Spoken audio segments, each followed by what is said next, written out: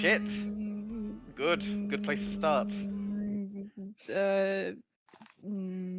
They don't shit. What don't? I don't know. Tieflings? You put me on the spot. Tieflings don't shit. They're like owls. They just regurgitate or stuff that they can't digest. Okay, no. Jamie, you are very loud, by the way, with whatever mic you're using. He swapped mic. I'm on my You're just gonna have to computer turn now. him down. Okay, I need to turn him down. Now, does that if tieflings have pellets, does that mean that logically they have a cloaca? I mean, Kirv has like a bull's tail. I don't know how all the Kirv has a tail, yeah.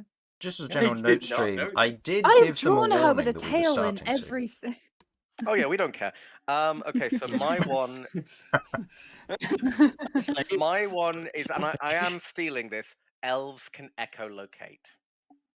Elves can echolocate. Hate it. And they can see in the dark. Why do That's how they have dark vision. Yeah, it's not actually about the eyes. Bull.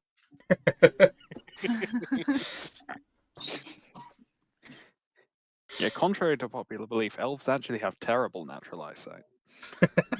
They just have really good hearing. Okay. Yes, like in that famous quote, "What do your elven eyes see?" It just shows Legolas with a pair of specs on, just squinting, just trying to see. Oh my word! So, hello everyone, and welcome to Crabby D&D. We can have more of this conversation during the break. I am here with Beau. Hello. Ellie. Hi. Kirv. Hello. Mortar. Hiya. Romulus. Hello. And Vinny. Hello. We have a full house today, which is good because we have a interesting and, well, interesting encounter. So, I couldn't have described it better. Let's begin, yes. Well, That's right. I can't give away too much. Welcome. I believe we left last session on a little bit of a suspenseful note, so let's get a quick reminder. Last time, we watched our party of adventurers. Beau, Ellie, Kirv, Mortar, Romulus, and Vinny had made a deal with Azera to keep both theirs and the party's best interests at heart, and to help one another when needed. With the intensity of a possible ritual looming over the party in aid to assist Sicania, the party decided to head to Azera's apartment, clearing the way and getting a good night's rest there. With some guidance this time on the way of getting to said apartment, the party travelled through the Stasis wards and moved through the Stasis wards, fixing them and moved into the next chamber, a massive surgical-style room with various scientific tables, bookshelves, workstations, and a lot of destroyed steel arc constructs. As they glanced over the room, Mortar, showing no fear as he moved to the centre, observing the ooze on the table, with the words of wisdom spoken by him saying, "Hey, Beau, it's your mother," before a massive flesh-mound creature with eyes and faces all over slammed to the ground next to him. I need everyone to roll for initiative, and all of you bar Mortar are surprised. Oh, I'm still with fucking disadvantage, aren't I? Yep. Yes, you are. That one. Love it. That does not bode well for the session. Clicking on all the mice. Jesus. You alright there? I'm just having a moment. I got super glue on my fingers and I'm trying to rub the super glue off while also rolling dice and everything's gone chaotic. But we're all good. We're all good. I love that you just happen to have super glue at this time. That's what you're telling us. I'm trying to fix something.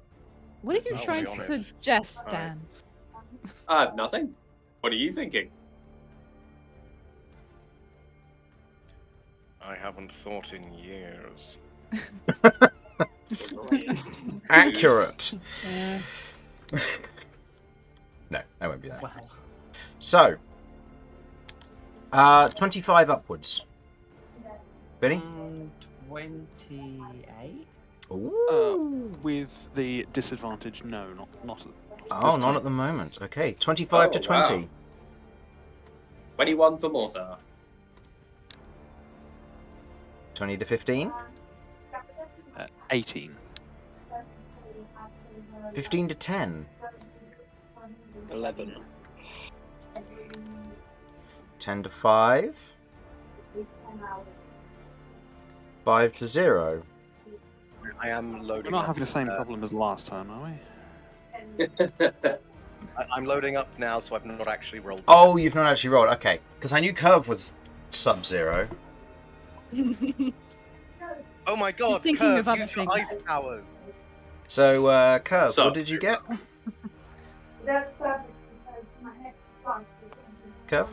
Sorry, I'm hearing background from downside. Go Apologies. for it. I got a 19. 19 on Romulus. This is almost in order. And what did you get, Kirv? -3. -3. Okay. The monster is actually going before one of you. Unbelievable. You want to know what's even worse? The monster has a -1 on its total. My God. I didn't think it would get to go before anyone. This is amazing. Oh, did I miss something last session? What? When did this happen? Right at the end Yeah, of the sounds session. like you didn't. It Sounds- fell out the ceiling. Sounds like you might have missed it. So yeah, as the rest of you, Oh, as Romulus, or not as Romulus, as Mortar otherwise shouts back, "Hey Beau, it's your mother." You watch as one of what looks to be this massive form of roiling flesh, stretched faces, mouths and eyes, otherwise falls from the ceiling and lands on the table adjacent to Mortar. And in this moment, all of you are caught off guard as somehow, with a natural 20 somehow, it managed to avoid perception by everyone bar Mortar. So, That's just how we do. apparently, we have Ellie at the top of the round, followed by Mortar, followed by Romulus, followed by Vinny, followed by Azera, followed by Beau, followed by the Flesh Mound, and Kirv. Surprised, Mortar. You'll Okay. go. So I think Mortar says that just as this thing's kind of on the ceiling, and like just as it kind of drops and everything, Mortar kind of makes this joke about how this resembles Beau's mother. And then it lands, and I think the enormity of just how big this thing is kind of dawns on him, and he's like, "Oh shit!" It took 12 points so of bludgeoning he's- damage when it fell, by the way. Perfect. That'll make all the difference. I will immediately change Black Scorpion into Iron Thunder, and I'm gonna just lay into this guy. So I will make some attack runes. Okay. Before then, actually, because I forgot this matters, and Ellie, you need to do Okay. this as well. Roll the attack and just remember what it is. It will probably Okay. hit, but Okay. as long Yeah. So Yeah. 21. okay, that will hit. We'll get to that in a mo. But before then, I actually need Ellie and I need Mortar to go ahead and make me wisdom saving throws, please. Ooh, okay. What Hang do I on a have second. to wisdom? Plus Wisdom. 5. Saving throws. Oh, that's a nat 1. Well, that's Does That is a fair. Pterodor need to make one? yes, Can't. Pterodor would as well. Well, I could. Oh, hold on. Let me see if I've got any bullshit I can do. Okay. Does As my- how long does his my- thingy? Oh no, Tides of Chaos. That was the one I was going to use. Oh, I Tides of do Chaos. have invigoration. Invigoration okay. is recovered, so I am going to use Invigoration to re-roll that nat 1. Okay. Please be another nat 1. That is a 15. 15 just succeeds. Okay. Pterodor got 17, I got 20. Okay, so yeah, you're all fine. As the form is kind of there, this roiling mass, it takes you off guard and you're not entirely sure what to focus on. There is so much of it and so much almost stretched human fatigue kind of features to it. It feels very unnerving and you're feeling very on edge by its sheer presence here. But you aren't suffering any of the side effects yet. Hell yeah. I almost live with this. So, you made your attack with Iron Thunder. So, Indeed. go ahead and roll your damage for Iron Thunder. Because of the size of the creature, Okay. you do hit it twice. So, roll the damage twice for it. Oh, okay, cool. Oh, what? It's alright. That is 5 plus 5 is 10 points plus 6, so 16 points of thunder damage. 16 points of thunder damage. Okay. As you otherwise fire into it, the otherwise heavy energy from Iron Thunder echoing over its form, you watch as the skin begins to almost recoil, shift, and almost twist and contort in place as it pulls back ever so slightly before you watch as bits of almost the eyes begin to lock on you, kind of a sucking sound as they're moving against the grain of the flesh around them. Can Smash and confirm pass. Beau's mum definitely does not have it going on, and I'm going to shoot again. Okay. Go ahead. Yep, 23. 23, that will hit, so go ahead and roll damage once again. Same as before, hitting it twice. Yep. Okay. So 3 plus 5 is 8, plus another 5 is 13. 13.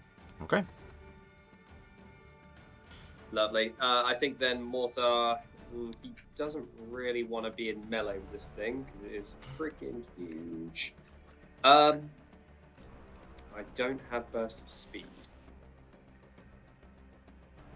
I think I'm going to have to...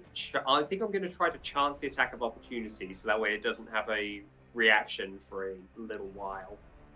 So I think knowing this, Mortar is going to see Kirv is next to him, and is going to dodge kind of to the side, trying to stay within Kirv's aura. So I think he's going to try to get out of the melee range to provoke an attack of opportunity, if it's all possible. Okay. It will do so. Okay.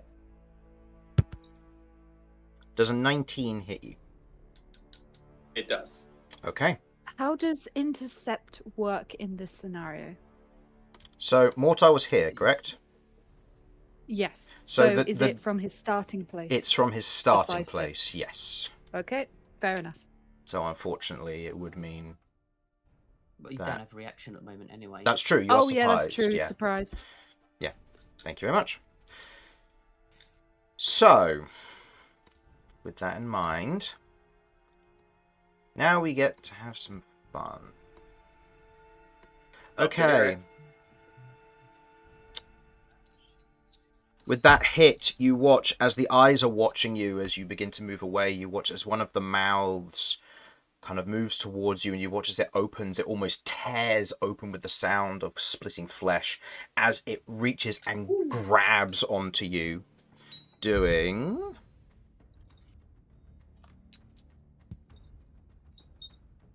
Uh...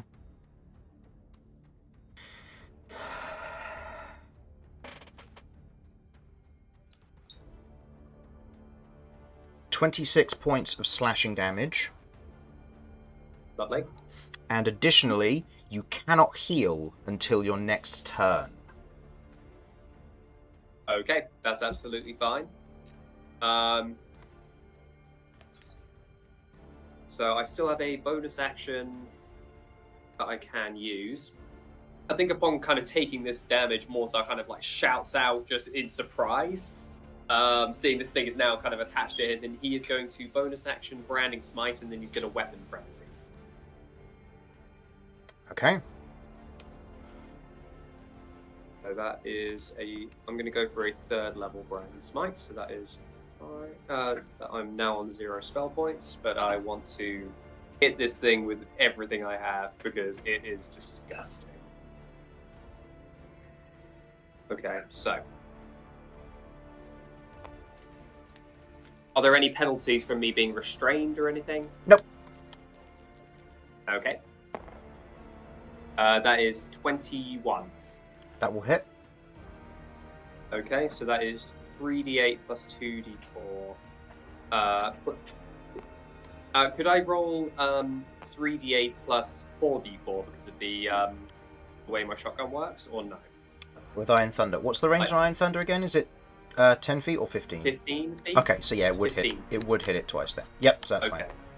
Alright. Okay, cool. So, go for these ones. Oh, nearly. Go for these ones here. And then add 5 to this. Wow, 31 points of thunder damage. Okay. And then final attack, and then that will be the end of my turn. That's another 21 to hit.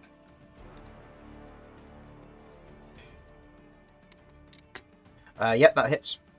So this one doesn't have the Grounding Smite. This just has the rest of it. Nope. So that is 10 plus 5 is 15 points of thunder damage. 15 points of thunder damage. Okay. So as you take the shot towards it with the Branding Smite, you watch as the magic hits on the edge of the skin and it washes over it, almost as if being diffused over the surface of it, and it doesn't seem to take as much damage as you would like. In that moment as well, as you take the second shot, you watch as the pellets hit the otherwise reverberating section of skin, and it takes no damage. Oh. From, do I think that was from the thunder damage or from the radiant? You're not sure. In this instance, it reacted to the spell, and then after that, Okay. the rest of it just kind of took no damage. Oh boy. Guys, we might have a problem here, and I will end my turn. Okay.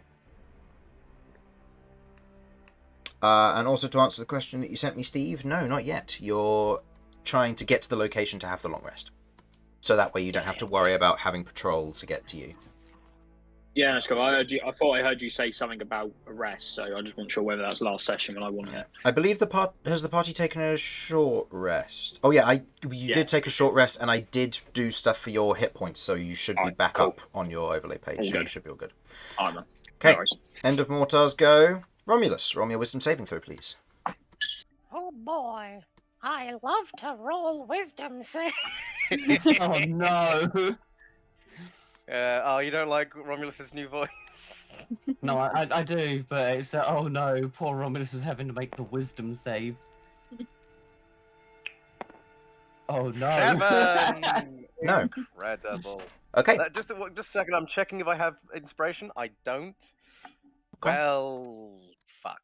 Okay. Well, it's not going to matter as much this turn, because you're surprised anyway, so you don't get a turn. But there is hesitation there, as you kind of stop and look at this creature, and you almost feel sorry for it. That's so sad. Alexa, play Despacito. Oh my word.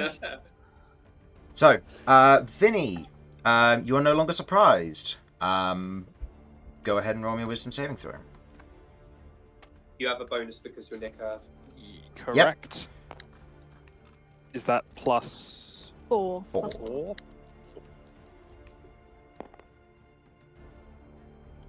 Oh boy, for a total of 10 then. 10. There is hesitation there once again. You stand at the top of the stairs looking at this thing, and where you were surprised and you went to draw your weapons for combat, you kind of stop looking at this creature, almost held back by its the nature of its existence. Azera is no longer surprised. Doesn't exhibit any hesitation. Okay. There is seemingly some fear there as Azera looks at this thing and is taken aback by whatever this is. But, yeah. End of Azera's turn. Now that it's gotten a better look at the party, because it takes a while, it is going... The monster is going to use 2 of its instinct to thrash. So, the 2 people who at this point it probably is worried about most is Mortar, and it doesn't want to attack Kirv because she's already next to it. So it's going to reach up towards Cat or Ellie. Oh no! Oh no! So the attack versus... So we're good. Okay, so the attack versus Mortar is a 27. Hits. And the attack versus Ellie is a 28. Yeah, Pterodor's gonna take that for me. Okay. Please roll a strength save, both of you. Or rather, Pterodor rolls the strength save. Okay, that's good. He's got better strength than I have. I'll Let me take just that. check my strength save because I don't tend to use strength saves. It's 2. Plus 3. Oh, it's 10 10. plus 4. Did Pterodor get 10? Mm-hmm. Okay. We'll get there in a moment. Mortar got a natural 2. Okay. God. So, It's In- going to go very badly. in this moment, as it whips out towards you, Mortar, you watch as it's beginning to thrash, almost these limbs made up of... begin to extend out, made up of hands, legs, and whatever other body matter it can have. But it's twisted and contorted, made up of muscle and no bone, as it shifts. Otherwise, shooting towards you, it snags onto you and pulls you adjacent to it. In this moment, you also take... Math, you're failing me. 15 points of bludgeoning damage. Oh. Lovely. No worries. And in that moment, you watch as another limb just begins to kind of writhe, and it shoots up towards Ellie. And as Pterodor gets in the way, kind of rearing back, you watch as it reaches, grabbing around Pterodor, and pulls you and Pterodor down into the lower area. Pterodor is going to take some additional falling damage from this, so I'll just wrap it all into one. Mm-hmm. So Pterodor takes 13 points of bludgeoning damage as he is pulled from the upper area over the edge of the banister and pulled down. Yes, this is magical. It is magical damage. Okay. Yeah. Cool. Cool. Because he's Oh, boy. resistant to bludgeoning. I didn't know. If it just says resistant to bludgeoning, or does it say non-magical bludgeoning? Hang on. Non-magical attacks. Okay, then this would just be full damage, yeah. Okay, as it pulls Pterodor and you on top of Pterodor with it, as you are pulled down into the lower area, as Pterodor falls down to the ground, there is this kind of shattering stone sound as he's pulled down before you watch as the stone begins to reform in Pterodor's wake. Beau, it is your turn. Go ahead and roll me a wisdom saving throw, although it's not going to matter because you're surprised, but I just want to see if you have sympathy for this creature. Excellent. I'll use the other dice because it's still giving me 2s. There we go. That is an 18. Yep, you look at this thing and you're like, it needs to die. And there's a moment where you just kind of draw both your firearms, twirl them, and you're ready to go, checking the ammo that you have in them real quick before the combat really begins. It is now its go. Okay, start of its turn. It gets back some of its instinct that it's already used. It is going to it's going to take the full plethora of turns here, I think. Ooh, exciting. So, we'll start with... Yeah, let's start with the most important one and the most fun one, I think. So, it is going to move here.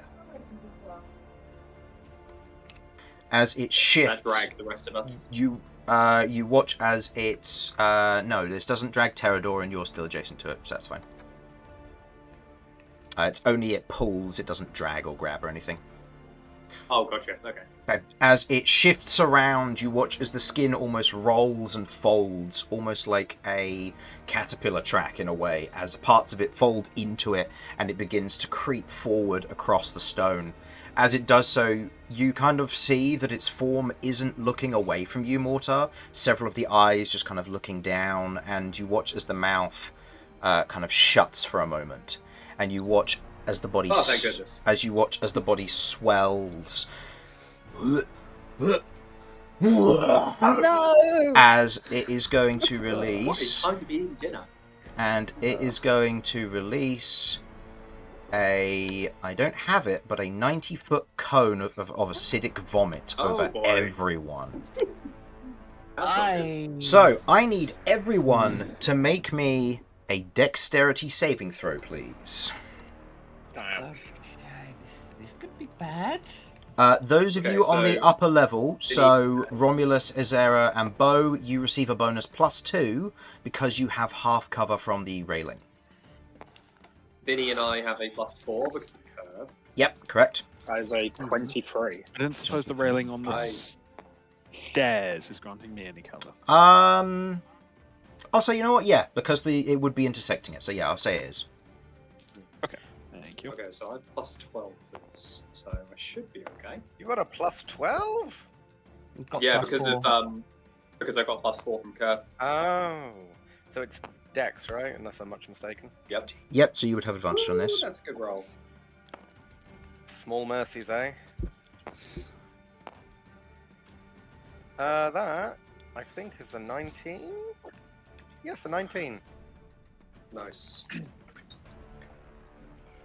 Okay, Christ, I hope that's enough. so, Beau, what did you get? 23. 23. That is a success. You take 22 points of acid damage.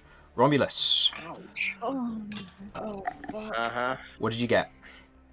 I got a 19. 22 points of acid damage. Azera, I need to roll for. Azera got a natural 20. 22 points of acid damage to Azera. That hurts for Azera. Azera's bloodied. Ellie, what did you get? I got 7. 45 points of Terrador got acid damage. 16. And Terrador takes 45 points of acid damage as well. Then both me and Terrador are gone. I only had 20 health. Terrador is Oh gone my and God. Ellie is unconscious. Shit. Okay. My dad electrocuted me Mortar, last what did you month. get? 27. 27, 22 points of acid damage. Kirv, Alright. Oh, you can skip me. what'd you get? 11. Okay, 45 points of acid damage. And Vinny? Okay. Oh my word. Dirty 20. Okay, 22 points of acid That's damage. 5. Thank you very much, Kirv. As in this moment, it vomits up this just wave of acid across all of you. You watch as Terrador hisses and dissolves, and as Ellie is unable to really move in this moment, you watch as her body just sizzles and hisses as she collapses to the ground in this moment. The rest of you feeling the pain of this, but it's not done. Substituting 3 of its 5 attacks to do the acid vomit ability, it is now going to make 2 flesh whips and a monstrous maw attack. So, the 2 flesh whips are going to be against individuals that it currently sees as prey. One against Ellie, one against Romulus. No. It has disadvantage I'm against Ellie interested. because this is classed as a ranged attack. Mhm. Just to check, I do currently have a reaction? You do have your reaction. Surprise has gone. Ooh. Okay, I can work with that. So, that was a 21 to hit you, Ellie. That hits. Okay. And then it doesn't. Okay. This is gonna suck. It goes into. Is there any target that is other than? No, it'll go into me. Yeah, just pump it into me. I can't think of anything else in this area that will take the hit. So. Okay. But so both of them will be hitting you. Yep. Okay. And the actual attack against you, you do have half cover, so that is a. That's a 21 again. Nice. No, well, 22. Both hit. There we go. I was like, wait, no, that doesn't right. Right, I rolled a Weirdly different enough, number. 22 doesn't hit. Yeah. We're using fake. We're using Faco now. Okay. You need to Using, make me 2 strength saves then, please. To be fair, that's not the worst thing in the world for me. First one on the left, second one on the right. Yep. Oh fuck! That is a 25 on the first one, and a 13 on the second. The 13 is what does it. As you take, I'm trying to do the math here, and it's failing me. I shouldn't have had that nap, as much as it probably did help. In this moment, I feel like it's not. What's 17 plus 8? 25. 25. As you take 25 points of bludgeoning damage across the 2 attacks, as you are pulled adjacent to it, and it is now going to be using its monstrous maw attack on you, as it did not manage to get its prey of Ellie. Fine. Monstrous maw. That is a 23 to hit. See, I can do that math. See that'll do it. That will hit. Okay. Hooray! And you take. Those are decent rolls thus far. And now I've forgotten what I rolled. No, I know what I rolled. 28 points of slashing damage as the mouths move towards you and bite and tear away from you. And you cannot be healed until your next turn. Okay. Hooray! Somebody help me! Kirv, you're no longer surprised. Don't have to do a wisdom check? Yes, but it's not going to matter because you can't do anything on your turn anyway. Okay, thanks. Look, it's the same. Okay, roll to see if you have sympathy then. Go for it. And Ellie, please roll to see what you get on the death saving throw. Make a note of the number for yourself. I am going to swap it back. This will be the most uncharacteristic roll. Okay. It's like, do you have sympathy for this? What did you get? That is a 24. 24. You look at this thing. It's hurting your friends. You do not feel sympathetic for it. But it's hurting me! This is I'm also bloodied. true. Okay, Ellie has made her death saving throw. Mortar, you're up. Your entire party has just been coated in acid.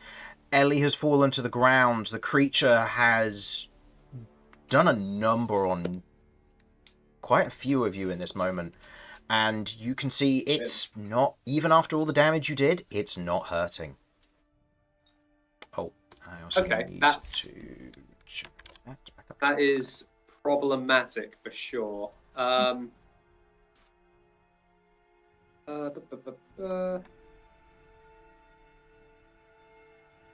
think that Mortar is feeling very, very. I think, yeah, I don't like. Even though he's not kind of under the influence of this thing, I think he definitely is afraid. This thing just did a shit ton of damage in a very, very short Top of your time, turn. so I think he Wisdom is... saving throw. Oh yeah. Okay. Forgot. Plus 5, and then plus 4 from being next to Kirv. Yeah, natural 20. Natural 20, let's go.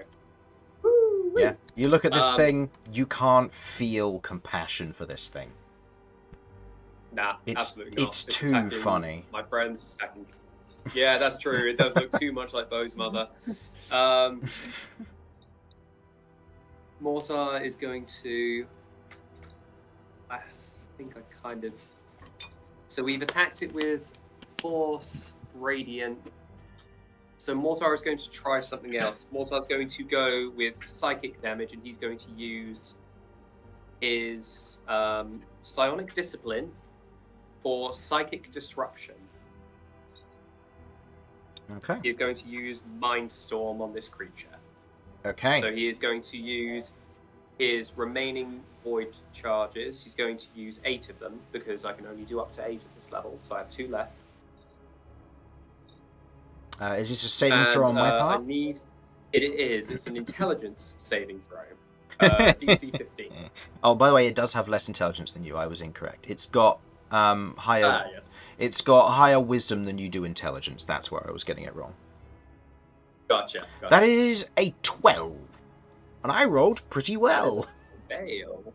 That is a fail. So what is that going to do exactly? So, 4+. If the creature fails for the duration, it cannot see beyond 10 feet until it spends an action to clear the effect. Interesting. And that is going to be, how many d8s is that? 8d8? I think that's 8d8. Let me just check. 1d6 per psychic damage per. So that is 8d6. 8d6. Hell yeah. Okay. Alright. As you hit it with this magic. I'm gonna hit it with the magic.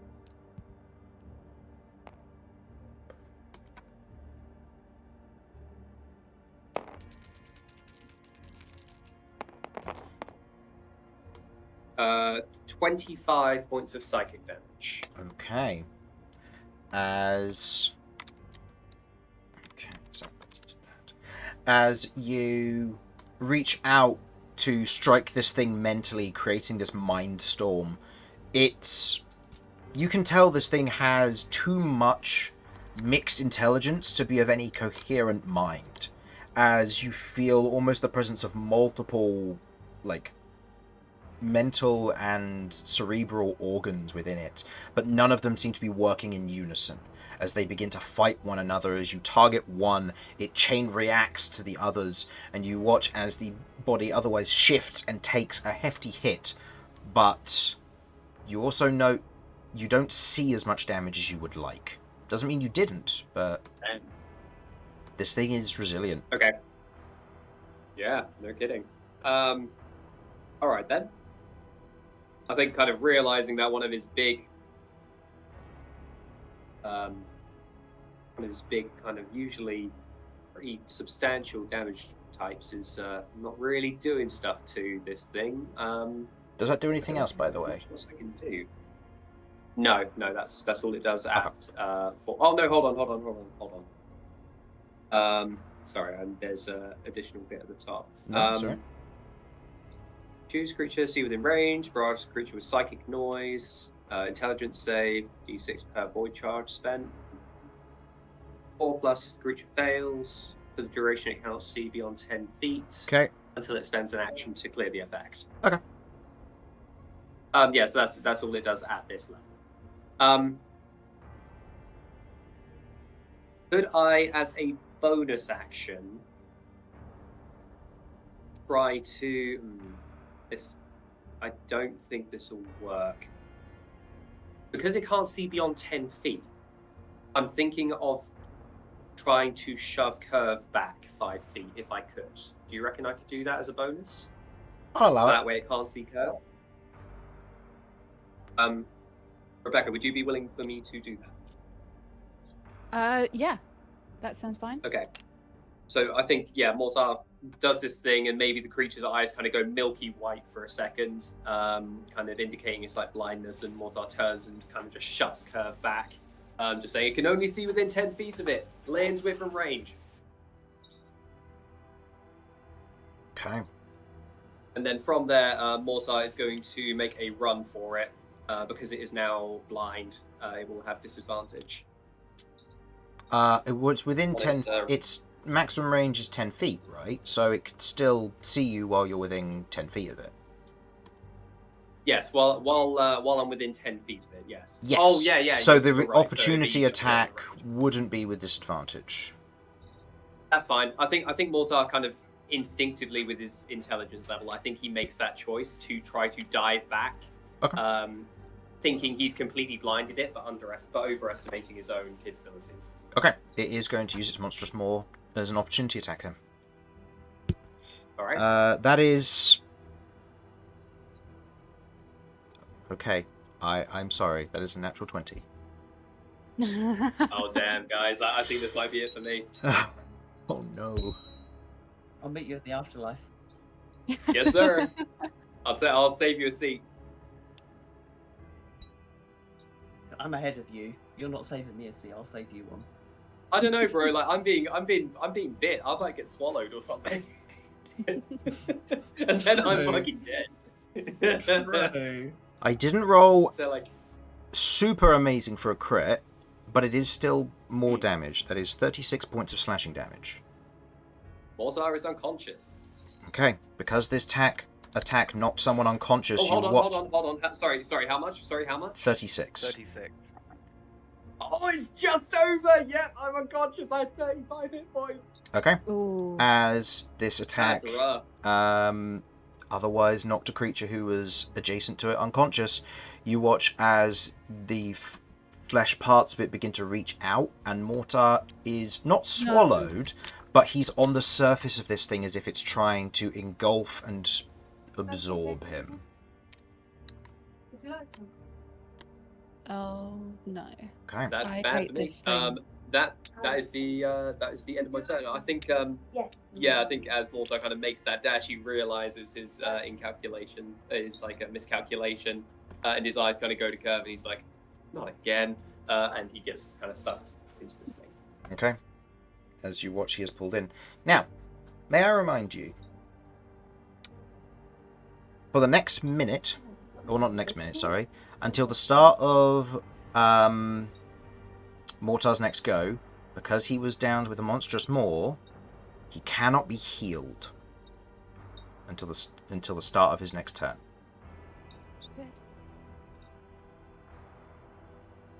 So this means that there will be a forced death saving throw, unless you can remove him or do anything that might be able to help. You can still do medicine checks to stabilize him, but you cannot heal him because of the monstrous maw. Romulus, it is your go. Well, I had planned to brutally murder this thing with my weapon, but now I'm thinking maybe I should try and get Mortar out of there. Now the unfortunate thing is that I am. I don't really want to. Wisdom saving throw, please, at the start of your turn. Oh We fuck have to make yeah! that every round. Yeah. Oh shit. Not a fan. You have It's a 9. You have an additional +4 because of Kirv, so that's 13. 13. That is unfortunately a fail. So, your character is now considered slowed. You treat all terrain as difficult terrain, and you can take an action or a bonus action. Right. Generating additional actions through things like action surge are still allowed, just you can either take an action or a bonus action. Well, I guess I'm using that action surge. So, I think my first thing I need to do is I need to get Mortar out of this thing's mouth. Okay. Well, it's just So, in its am I mass, it's not in its mouth, specifically. Oh, would I be able to perhaps use my attack to kind of like separate out Mortar just so that someone could feasibly come over and prevent Mortar's death? Yeah, if you can either... I'll say this will be a choice. You can either attack the section where he is. I do have rules for this. You can either attack the section where he is and try and slice that bit off so that he can come away from it. Or, alternatively, you can make a strength athletics check against its strength athletics to pull him free. Oh, it seems to be a strong fucker. It is indeed a fairly strong fucker. I am myself a fairly strong fucker. True. and depending on if you were doing anything like Giant's Might, I believe you have a few left. If you ended up doing a Giant's Might, then that would give you advantage. It would, but then that would be one action spent on Giant's Might, and then another spent on Action Surge. Yeah. Yeah. Which is not ideal, obviously. I think that... So what would be the rules for cutting off Mortar? You need to do a specific amount of damage. Mm-hmm. And then that bit slides off. Can I know what that amount is beforehand? Or can I estimate it at all? I'll say, looking at this creature, it is a lot of hit points. There is also a lot to be cut off. 20 hit points or so. I think I can manage 20 hit points over the course of a couple attacks. Yep, okay, we're doing that one. Okay. So, go ahead. I'm just a heads up, I probably go down after this. I'm just letting you all know that. Let's just hope it doesn't get its acid vomit back then. Yep. So, I'm going to be swinging my weapon. It's going to be stagger, as usual. Mm-hmm. Because it really doesn't seem to matter with this thing, considering how well it rolls.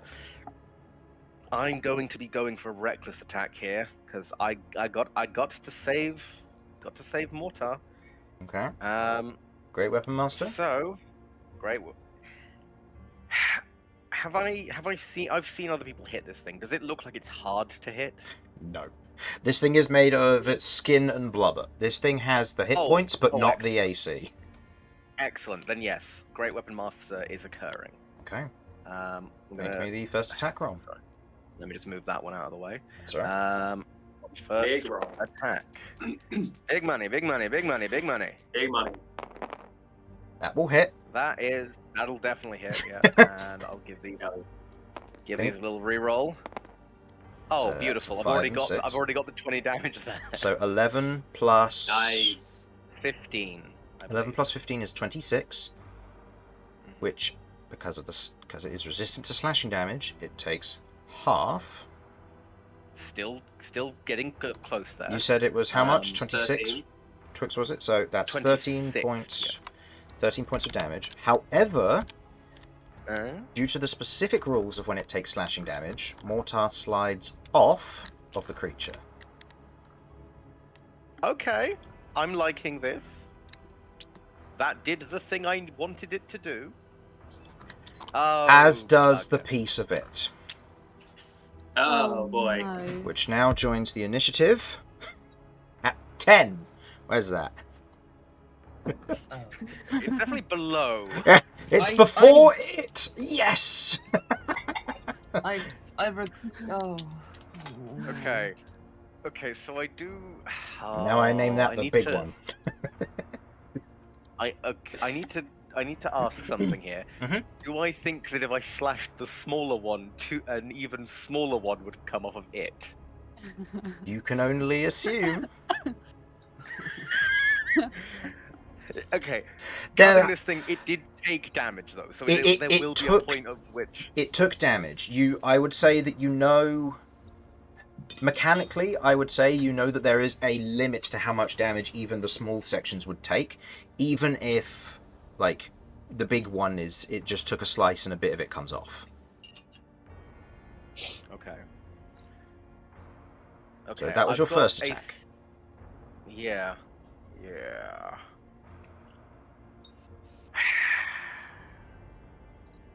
I could bring out my maul and then do bludgeoning damage, but that is a lot less cool. You probably need piercing. Piercing damage would probably be the thing, right, for this? I've not got any piercing. Oh, man. I've not got any piercing. I've not got any freaking piercing. Oh, you listen here, Colum. I'm going to rip you a new one. Right. At the very least, did this thing appear to get smaller when this bit was cut off? Yes. Yeah. It took the damage, but then because it took slashing damage, a small piece of it forms forms from the slashing damage. Notably, Mortar has also been broken free, which is useful. Which is useful, yeah. Someone out here better fucking have some sort of damage. Anyway, okay. What, to finish him off? No, because I'm gonna What, be Mortar? cutting this thing into lots of... You I'm mean gonna be healing? cutting this... I'm gonna be cutting... No, I'm gonna be cutting this thing into lots of small pieces, so someone better have some AoE. Ah. So... Ellie does. Sorry, if it was just about Mortar. Yeah, I was going to say probably Ellie is the one to heal first before Mortar. Yeah. She has 'cause the more- AoE. More explosives. I don't want to try and kill this one on the basis that I don't really know if I will. Actually, no, I kind of do.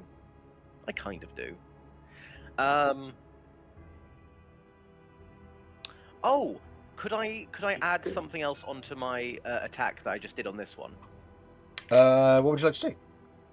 I was wondering if I could use my fire rune. Yeah, that's fine. So you remember how Is that that a works, bonus right? action? Yep, Is that a bonus that's- action? Nope, it's Nope. free. It just Yep, Oh, it's shit. Wow. it's an on hit. It's kind of like a one-use divine smite in its own way. So, Yeah. that's 2d6 fire damage. 2d6 fire damage, yep, and it needs to save on a strength saving throw, which it probably will. Let's be honest, but it's worth it. It's worth checking. No, that's a natural Okay. 1 on its part.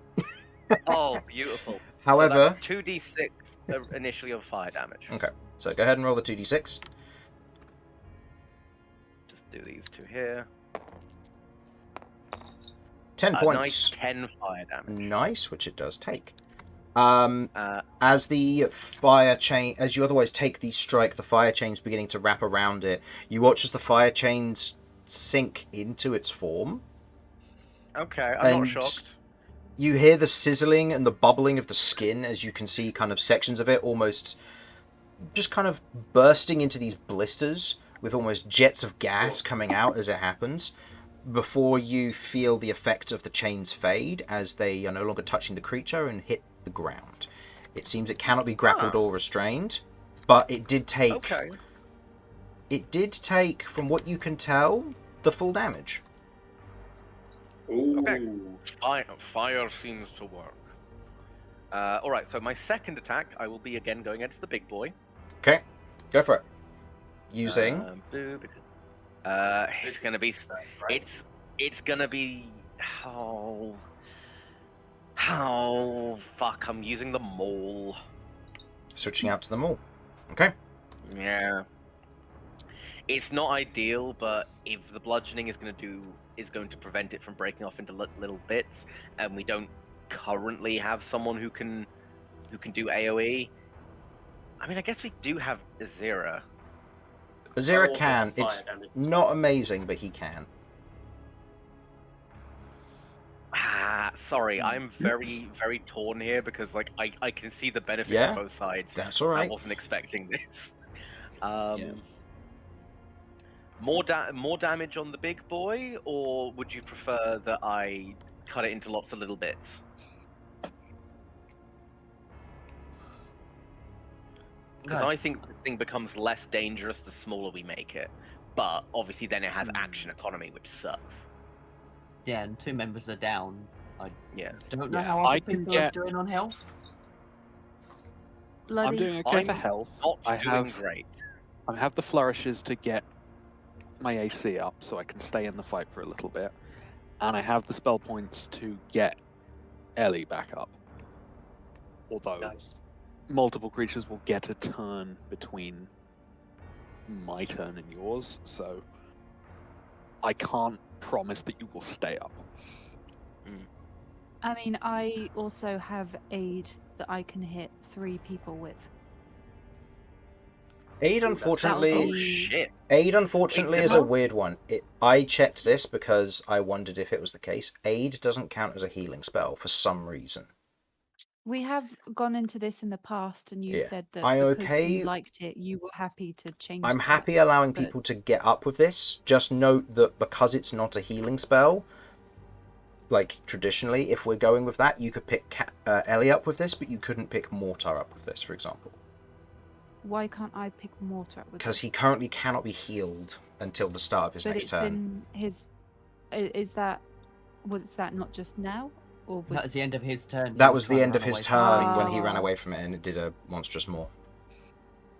Okay, I see. So you're saying can't have it both ways. Of Yeah. like, it is a healing spell to heal, to get them up, but not a healing spell. Yeah. Yeah, it's one of those Okay, where understood. yeah, I'm fine with either interaction. You can either have it be a not healing spell, in which case both Ellie and Mortar would get the 5 hit points, but they wouldn't they wouldn't come from unconscious. It would just act as a buffer Yeah, in case they I take 2 understand. points of damage. Yeah. And also, I already. Okay. So Romulus. I'm. Fuck, I don't know. Yeah, I'm using the maul to do more damage. Well, not necessarily more damage, but like not break this thing up. Okay. At least if it's focusing on me, that's something.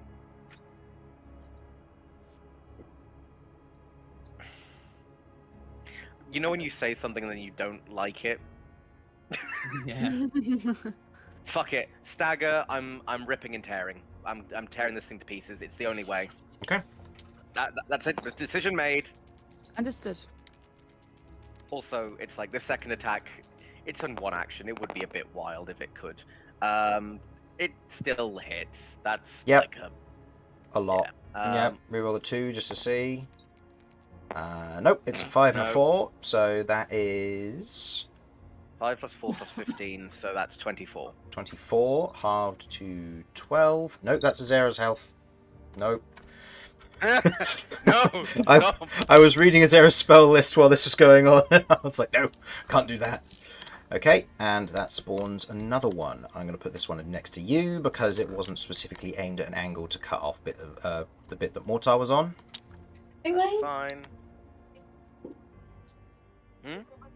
Okay, you'll go. You had action surge, didn't you? So you can. I do have action surge, and I'm going to action surge. Okay. Slice, and this thing is getting smaller as I cut bits off of it. Yes, yeah, it's taking the damage, and as bits are kind of coming off, you're noting that its form is suffering. Decreasing. Okay. Yes, although it's taking reduced damage, it also looks like it is still taking some extra damage from these guys being torn off. Good. Okay. Attack number 3. Hits. That's a hit. Reroll the That's such a 2s. Currently that's 10. So it's 10 plus 10 15, 25, half to 25. 12. Slicey, you know how we do. Yep. And I feel like I'm just might as well do this one now. Spawn another one. I'll roll. Oh, that might actually miss. I'll roll for these new initiatives. What Oh my is goodness! This thing's AC?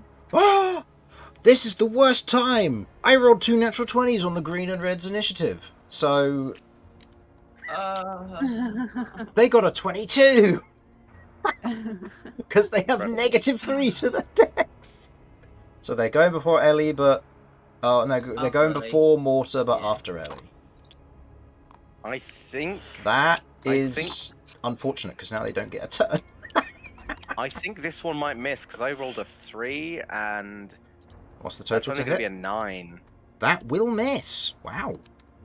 That's sad. That is. My damage was looking real good. Azera has had a turn. He is going to use Augur's Insight to allow you to re-roll it. You only get to roll one of them, not both. That's fair. Well, it's funny. So, yeah, well, it's still a 3. Okay, still a 9, I so don't it suppose I misses. still had that thing of his that I could use to re-roll a thing, do I? You do still have the But I haven't Fate, used yes. Just keep in mind that Could I... you can use the Fate, but you are forced to use the new roll, and if it's a natural 1, you take damage equal to your level. To be fair, statistically it's unlikely. Yes, and you just got that stat out the way. Which isn't how that works, but it feels like it kind of is sometimes. Yeah, it's fine. Alright. Is this re-rolling 1 dice or re-rolling... It's just re-rolling the 1. Come on! Yes! BRB. Yes! Yes! That is a natural 20, Chris. Yes, I like to see it. So I was replying to a message. Okay, I'm gonna just roll this lot over here. Then we can get to the rolling of other stuff. Oh, beautiful. So it's Ooh. literally just this one over here. Okay, that's fair. So that's 23 plus 15. Plus 15. So that's Yeah. 38 halved to 19. Now my maths isn't failing me. How does that work? That's pretty good. Okay. And you did how... So you did how much damage again, sorry? It was 18? 19. damage on 19? This one. Okay. You watch as this one slaws off and disintegrates. Does not have enough mass to live. Oh, okay. It seems that you did enough damage that, with your slashing damage, even though it did half, it seems that the rest of it carried over to the little thing and it died. So they have low health then. Good to know. Yes, the little ones have low health. Well, your next attack will be an That auto is- hit, which would be nice, but This is true. Okay, I'm back. Assuming I can get one. that's true. So, end of your go. Vinny, please make me a wisdom saving throw, please. Mm-hmm. Actually, It's all hinge. Oh, before your go, sorry, I am going to spend some instinct because it's funny. Instinct. I need to Okay. spend one for each of them, and it's going to do... This is more of a meta name, but it's called Go My Fleshlings. And each of them is going to move and attack a target of my choice, but they cannot be the same target. So I'm going to have one go that's a towards relief. Ellie, one go Uh, towards Mortar. That one that tries to go toward Ellie does not, because 'Cause you're going I to Sentinel? make use of an opportunity attack using Sentinel. Yep. This one is going to attack you. So this red one is dedicated towards Mortar. So if you manage to kill this one... Oh no, even if you just hit it, kill it, it will be gone. Yeah, if I, as long as I hit it, it's stuck. Okay, go ahead and roll. You have advantage... Oh, no, it's an auto hit. It's an auto hit, yes. So roll your two... And technically, I still have Great Weapon Master going. This is true. Well, Great Weapon Master's on choice on hit, or on attack. But either way... There's literally no reason not to with an auto hit. Does a 9 plus a 15 do okay? Oh, right, I do have to roll. You not, still... not that one. I actually do have to roll both of these, because Sorry. Because it's my just brain was re-rolling. going like... So re-roll a 2 just Yeah. in case it's a 6. Nope. Okay, so that's 9 plus 15 is 24 halved to 12, but this thing's already taken significant damage, so it is dead. It rejoins the ranks of its fallen brethren. Yeah. And this one's then going to attack Mortar. So, the one versus you, Romulus. Mm-hmm. With advantage, that is a 9. That was a 1 and a That 5. doesn't... No, I'm good on that one. I'm good.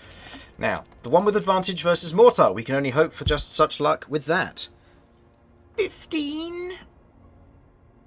Does that hit you, Mortar? I'm pretty sure he said he'll be right back. Done it! He came back. So I don't know. Let me see. yeah, do I pretty sure have did. do I have his stored AC on my pieces of paper? No, I got rid of that one because it kept changing because of Ellie and her Sentinel Ward. Sorry. No, it's fine. I got rid of it because I was like, there's no point having this. It doesn't matter anymore. I'll just ask. Does a 15 hit Mortar? No. You watch as the little one just begins to kind of climb on Mortar and hasn't seemed to figure out how to attack him yet. So, well, that was a useful instinct use, but hey ho, that's what they're there for. Okay, Vinny, now it's your go. Yeah. Wisdom Saw saving. its buddy get murdered by Romulus and was like, well, I didn't expect to get this far. Now what? Right, wisdom save. It let me get close to him. Wait, why isn't he dying? Yeah, you're fine. Oh, thank goodness. Yeah. Okay, so you have your action and your bonus 24 action, total, I believe. and you can And move. bonus action. And you- Okay. And you can move freely.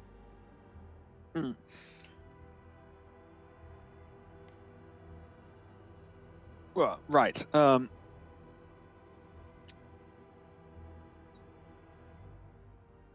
Bonus action first of all. I'm going to third level healing word, Ellie. Okay. Okay. So this will mean that Ellie is prone, but she is conscious. Ellie, as a general note, get rid of all of your successful, but keep your failed. Okay. On the death saving throws, that is. Let me get you. What's a failed? 10 and below, right? Yeah. So how much healing was that? Okay, that's 11 points of healing. 11 points of healing. Thank you. Okay.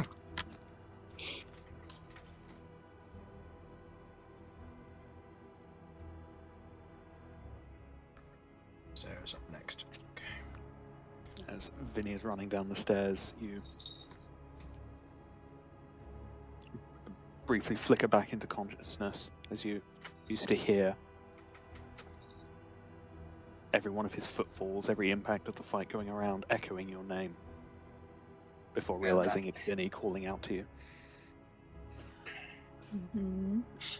Do you say you're back, Thumbs up. Mortar? Lay down, but a thumbs up. Thank you. Okay. Just so you know what I like to happened. think Vinny is still using the handrail.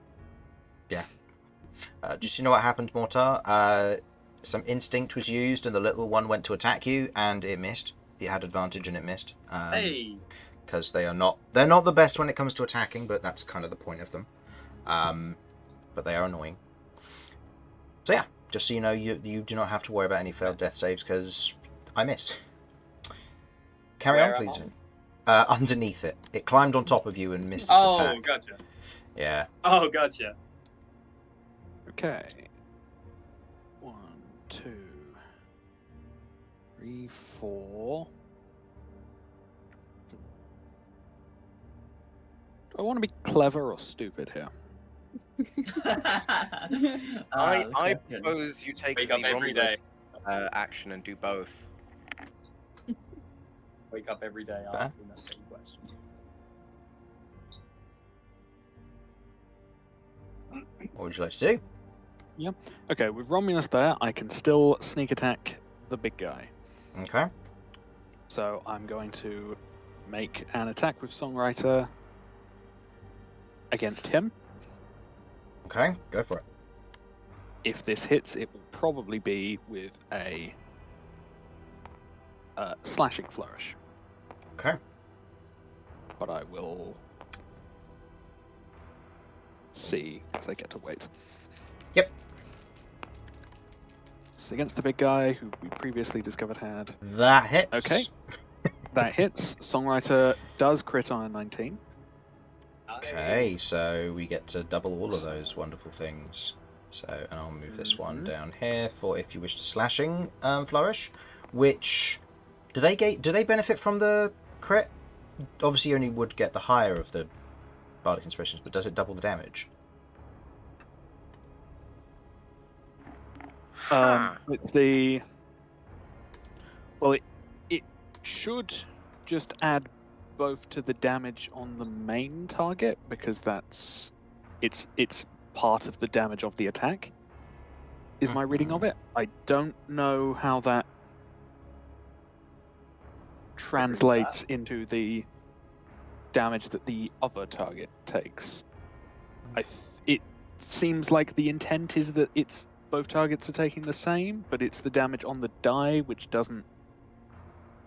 That requires some interpretation if there are two. Let me roll these first. Yeah, roll those, and remember you get to reroll your d8s. Indeed, You can indeed. expend one use of your bardic 5 and a inspiration to 4. cause the weapon to deal extra damage to the target you hit and to any other creature of your choice that you can see within 5 feet of you. The damage equals the number you rolled on the bardic inspiration die. I would say this is effectively a smite. If you were using this for something like defensive flourish, I'll say that you would still get only the higher of the two from the crit, as opposed to the added amount, but the damage will be an added amount. So if you want to do a slashing and you want to, because it's a crit, roll 2d8, so then the first target would take the extra damage from slashing flourish and the second would take it as well. So it's 9. Yeah, so we'll do that. Aha, that's pretty good. Okay, so the slashing flourish is 12. That is 33 plus Is that piercing or 7, slashing so- damage? slashing. Okay, So that's 33 plus 7, 40. so 40. Slashing as part of the attack, plus another 12, so 52 slashing damage to the big one, and 12 slashing to the little red one. Okay, so the 52 slashing damage, so it needs to take another 6, because that's halved. Due to the damage, you watch as another one forms, and then crumbles to dust, as it does not have enough mass to be able to sustain itself from that hit. And the red one is now gone. Very nice. From the slashing flourish. He Many bolts thanks. down the stairs, managed to get a foot on this table as a pivot point, and spins and like arcs wildly with the sword. Okay. As you Gouging a do, huge chunk out of the big one and perfectly bisecting the smaller one. yeah. And as the large chunk falls away from the big one, you watch as it goes to form this little one. You watch as almost this trail of ink begins to vein over the skin and flesh before you watch as it just crumbles and falls to the ground. Okay. So that's your action. Mm-hmm. And you've healing worded for your bonus action. Do you wish to move any more? Remember, this thing does not have a reaction currently.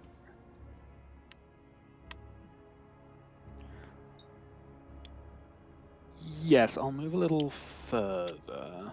Okay. Okay. Moving over the green is difficult terrain. There's note.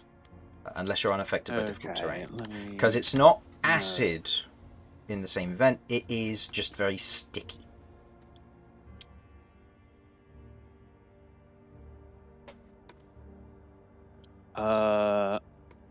Okay, can I run over this table then?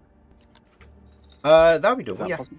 Yeah. I'll say make Okay. me an acrobatics check to see if you knock anything off, which might be relevant. We'll see. It might be. I do have disadvantage on these, so it's possible I could fail. Okay, go for it. 5 plus something stupid. Yeah, that's a 18. 18. Looking, or as you otherwise kind of jump off the, pivot off the edge of the table, taking that slash before continuing the motion with a bit of a pirouette, you spin over the table, landing on the other side, completely unaffected. And everything on the table seems to still be in place. Notably, what you see on the table is actually there. So there is surgical equipment and what looks to be some form of suit.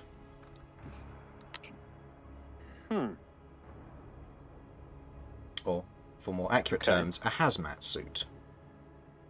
Very interesting. Somebody clever could probably do something with that. Anyway. Moving on. Okay.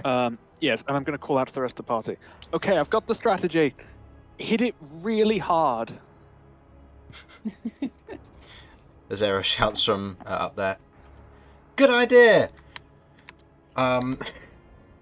Thank you for your stunning observation.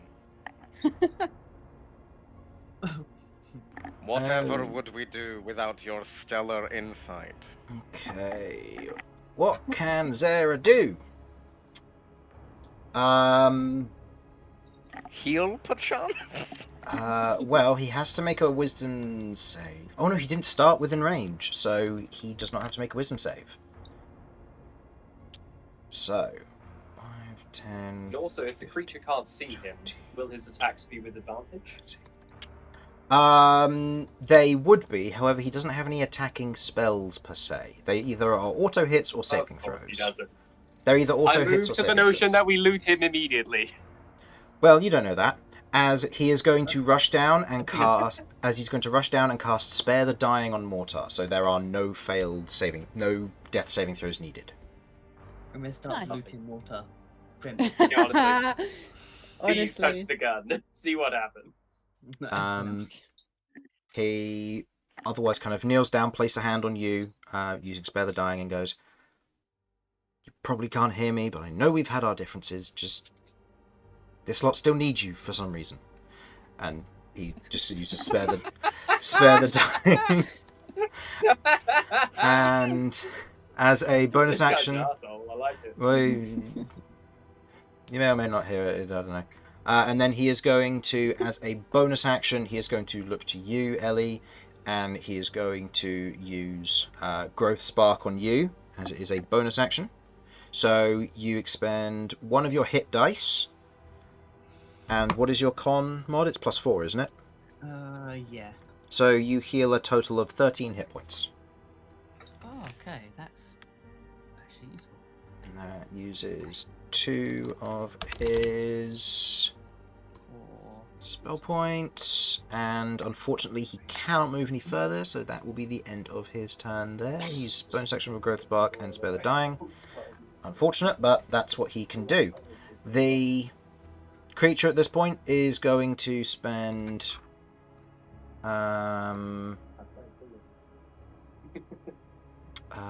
it's going to spend 2 of its instinct to thrash. It tries to attack the ones that it sees as prey. At this point, it will probably be 1 towards Azera, probably 1 towards Vinny, honestly. And it sees. Oh wait, no, because it can see Azera, but it's making range. 10 feet out of its range. Yeah, he's within 10 feet, so he can't. It can see Azera. Oh, okay. So it has to attack separate targets, and these are ranged, so it doesn't want to use them on those that are adjacent to it. No, actually, it's not going to thrash because it can't get enough valid targets to be able to use it. Okay, so Beau, it is your go. You look down at the chaos, at the big monster that seems to be resistant to slashing, but you don't do slashing. I don't know.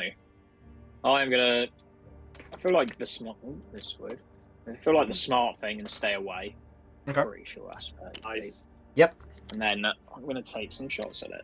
Okay, you have advantage Also- on all of these because it cannot see you currently. Oh, brilliant. I will also turn this to Dragonfire rounds as well. Okay. Ooh. They're getting some use. Mortar has a party in the afterlife. He's not dead yet. So that is a 26 to hit. Yes. What is your plus? 13. Okay, unless you roll 2 natural 1s, you cannot miss. So That's awesome. it has an AC of 14. It's made of skin. That's Yeah, fair enough. So I'll say the left side is the actual gun damage, so that is 13 piercing damage, and then 5 fire damage. Okay, it's First going to shots. activate its... Oh, that's costly. Okay. Oh well. So it takes... So how much? You said 13 piercing damage and 5 fire? Yeah. 18, okay. You take the shot. As you do, you watch as part of its body almost begins to absorb the shot. There's a little bit of an explosion inside, but you can't tell if you did... how much damage you did to it, as the attack was interior to it. Yeah, okay. I'll go for a second shot. Hits. That is a 29. Again, same rules, left the gun, right Yep. fire. So 10 piercing damage, 2 fire damage. very nice. 10 piercing damage, 2 fire damage. Okay, you take the shot, and again, as this one hits, you watch as the kind of the round sinks in. There's a little bit of a detonation, but can't tell how much damage it's taking. 29 again. That hits. And that is for 12 piercing, 6 fire. I'm also going to I'm going to use one of my grit points to add another damage die Okay. for that. So an additional d6. Nicely done. Oh, I didn't normally do that. So I'll 5, say it's this 4, two. and 2. So, or 5, Yeah. 6, and 2. Sorry. Yeah. So that would be... So how much? 12, 18, 20. 20 altogether. damage. Okay. Yeah. Okay. As the shot hits it's a very accurate shot in this point, and as you hit it, you watch as it explodes kind of on the surface. You see the fire damage singe and burn away at it. The piercing damage is doing damage to it, but it's not as noticeable as, say, the slashing damage, which would cut large chunks of it off. Yeah, of course, yeah. Okay. That's actually, you know what? Screw it. I'm gonna action surge as well. Okay. Screw it. 3 more attacks with Yeah, advantage. yeah. For the big boy. Go on in. Go on in. Bob off, Beau. Yeah. Come on, Beau. Hits. Big moves, big That's moves. an 18. Hits. No, it's not letting me pick him up. Or is it? My game is being really slow. It's alright. So that is 9 piercing for fire. 9 piercing for fire. Okay. That's 27 to hit. And that is 12 piercing for fire. 12 piercing for fire. Okay. It is looking bloodied. Okay. Hell yeah. 20 to hit. Oh, absolutely. And that Right, is it's fine. 12 piercing and 5 fire. 12 piercing and 5 fire. Okay. Okay. A series of shots, one after another, as each of the Dragonfire rounds, emptying one of the entire chambers of one of the guns at this point, as each of them just pound into this thing. A number of hits, miniature explosions, and bits of fire just kind of spread and hiss off of this thing. As you can see, kind of bits of acid begin to almost bleed from it in areas, just kind of smothering the fire in certain locations. Wow. That was a good amount of damage. Hell yeah. Okay. Yeah, Nice that's one. the end of my turn. And bonus action reload. Yeah. Whoop, whoop. Okay. It is now the blue one's turn, but it is dead. It is now the main one's turn. The main one gets back only a little bit of its instinct because its little ones have been dying. Oh, that's right. I now get to do this. I'm going to drag a d6 onto the board. Does it get its acid vomit back? No. No. Ain't that the question? No, Does it it doesn't. get back on a 5? Oh, thank fuck. It's only on a 6. Yeah, it's either a 5 or a 6 or just a 6. Yeah, I was it's just a 6. It's a lot of damage, so it's only a 6. All the sphincters in my body tightened all at once. Mm-hmm. There's All of them. suddenly silence. That's at least 2. There are like there are at least over 30. There's a lot. This of is things. true, yeah, because they're in. It's not just external ones; it's internal ones. Brother, there's a whole lot of sphincter. It is. Okay, so it didn't get its acid vomit back, which means it's going to make its full range of attacks. 5 flesh whips and 1 monstrous more. It can't see people, so it's just going to move up here with the hope to see Ellie, which it now can. Oh, fuck off. Yeah, man, leave me alone. And it's going to move there. Ooh. So it Not is. a fan of that. It's going to do the following. 1, you get an attack opportunity here, Vinny, and Romulus, unfortunately, because your reach is 10 feet, it didn't prompt the attack. Oh, you already used it on the little one anyway, so that's all right. Right. Attack of opportunity. Yep. This cannot flourish, but can sneak attack. Yep. Whoa. That will hit. Mm-hmm. So it's, roll the Advantage on d8 that. just in case. Oh, nice. So 14 Take roll by 1. Plus 7 is 21. 21, hard to 10. That will create another little one. I believe it's Blue's turn now. Yes, it is. Blue's turn. They That will slow off there. have to be over here, yeah. That's fine, that's fine. It seems like being cut into pieces, even if it doesn't make a huge difference in terms of total damage, like that maybe slows it down in some capacity? I don't know. Well, I think it's the best idea we Yeah. have right now. okay. On its go. So, it's going to make all of its attacks. It is going to make 2 flesh whip attacks up at Beau. It has disadvantage, but it just got shot from somewhere. It can't. So it's going to be making them with disadvantage, plus Beau has half cover from the railing.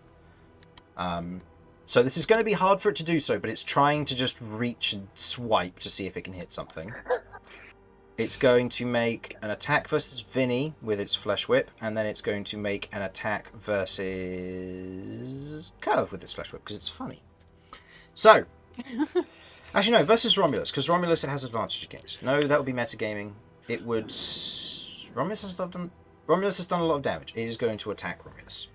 So, the 1 versus... The 2 versus Beau that it makes that wouldn't be with funny. disadvantage. No, that's true.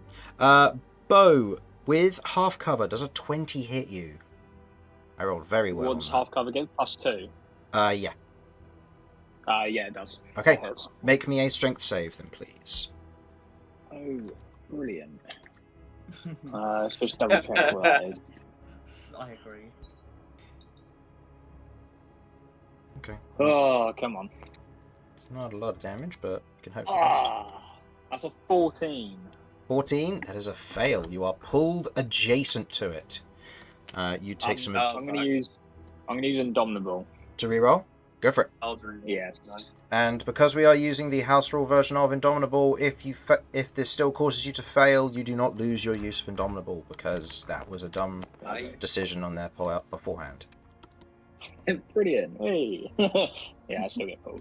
Okay. Cool, so you keep your Indomitable, but that does use your reaction. As you are pulled to the next to this creature.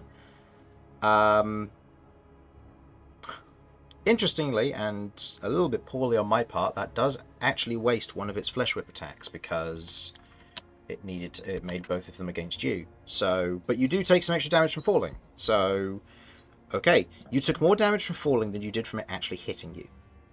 So you took 8 points of bludgeoning from it hitting you and 11 from falling. Yeah. So you take 19 total. Maths. It's fun, isn't it? Brilliant. All right, Vinny, does a 16 hit you? No. Okay, and versus Romulus with advantage. That's 2 4s. That misses. Yes. So Finally. So Steve and Dan both know that I have a weird curse. If I'm rolling with disadvantage, I roll really high. If I roll with advantage, I roll really poorly. Oh yeah, it's real. I don't know why, but this is just proof of what happened there. I'm rolling natural 20s on initiative though, so it's not bad. So it then makes its its monstrous maw attack. This can either hit Azera, Beau, or Ellie.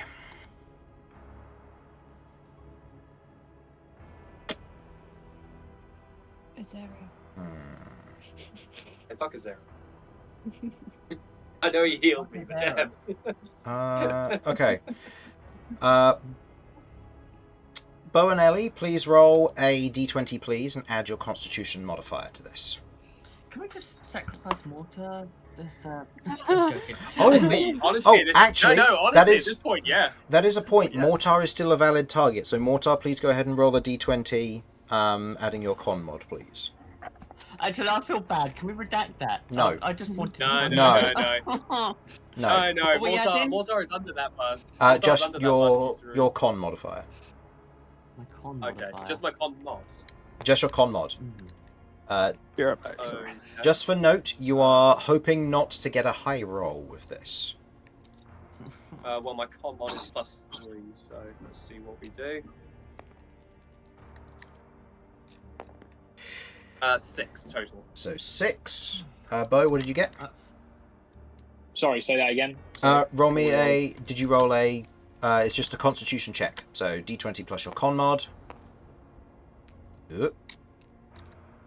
5 plus con is a 4. Yeah, it's gonna be me. I got 13. Okay.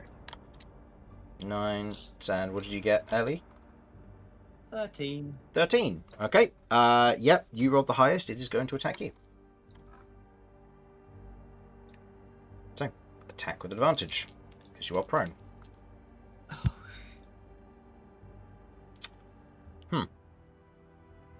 Does an 18 hit? No. It misses you. Oh shit! Oh. Oh, The advantage curse strikes again. Although Those crystals saved me. nicely though, I did roll a 6 and a 9. So, Nice. nice.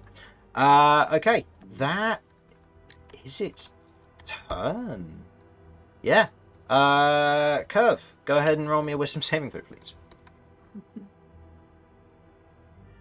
Right, that all didn't go as badly as I thought it was. Mm. So So that's true. something. 19. 19. Okay. That will hit. Oh no, that's a... What am I saying? will hit. That's a wisdom save. You succeed the wisdom save. Thank you. I'm going to turn my fan on. I'm getting fried in here. All right, I think so. Kirv has seen what shit, what's his name again? Ezra. Azera. Yep. Azera. So sees Azera help Mortar. She recognizes the spell and sort of gives him a nod of respect. And she's gonna get closer, and she's going to get murder, and between slashes she's just going to say, just fucking die. Yeah. And then she's going to miss them we all. liked it. Go for it. But we shall go for it. Well, if you miss them all, that will be impressive. What is this one? Well, I The missed- 5? What do you mean, what's that one? The 5? Plus. What's your plus? What's the one? plus? Oh, +9. Yeah, that's the... Plus 9, 14 hits. Oh, fabulous. Nice. Yeah, they both hit. That's great. Yeah, Hell yeah. its AC is 14, so that hits. Yeah, I'm not used to... Do you have any bonus action smites you can put on? Like I- any series smites or anything? Or Divine Smite. Or Go any on, random Harlan. smites or anything? No, I'm just like that's with your scythe thing, yeah. Yeah, slashing damage. What, the divine... oh, yes. That is All I'm saying is scythes are very good at like wide swathes, so maybe you hit it multiple times? Question mark. I'm trying, okay.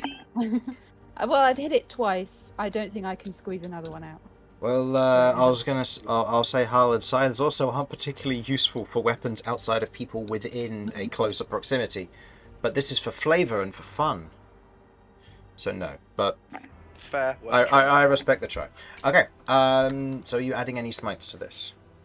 I will, yeah, because my smites do necrotic, don't they? So Yep. we might as well try that.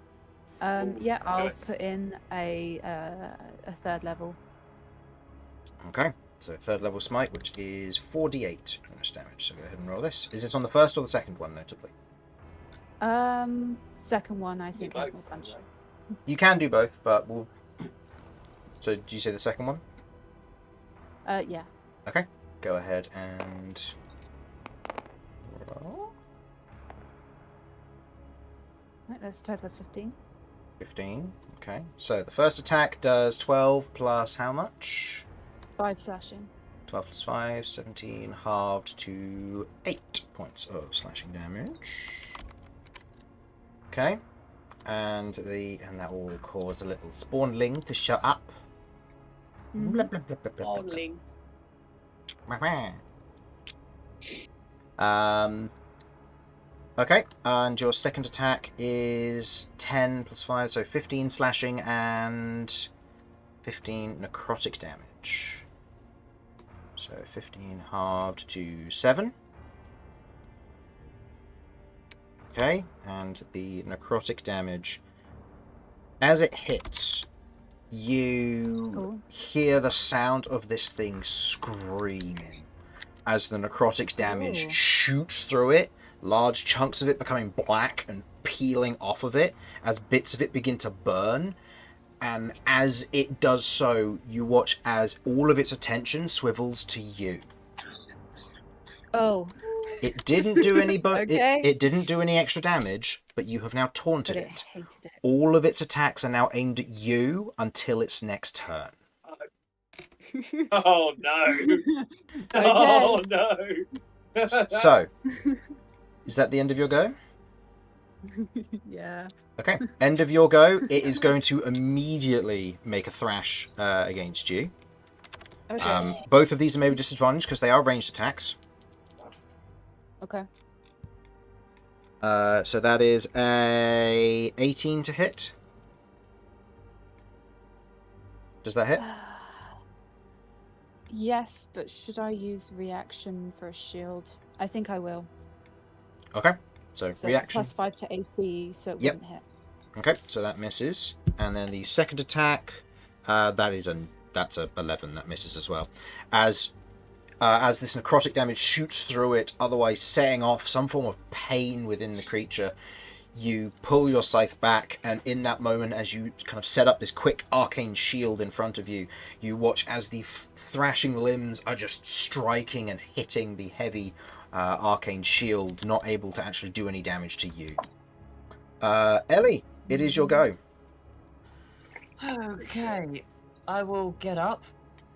So that's half your movement. Okay. How wounded does this little thing look? It doesn't look particularly healthy. Then again, none Okay. of this creature has really. All right.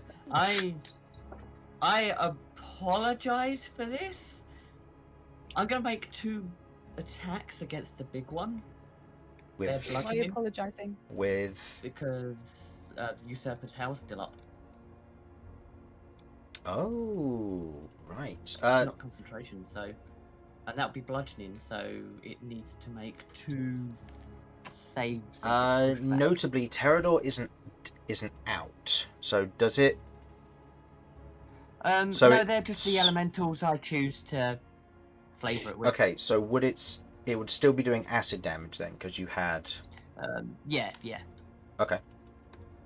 So, bludgeoning, which is hammers of fists, knock target back 30 foot on a failed save. So I'm going to make 2 attacks, Okay. and yeah. All right, let's see how this goes. First That was attack. temporary misses. First one, it is a +9, so the Misses. 2 misses, but the 19 hits. hits. Okay. And it needs to make a strength save of... What the hell is my save? 17.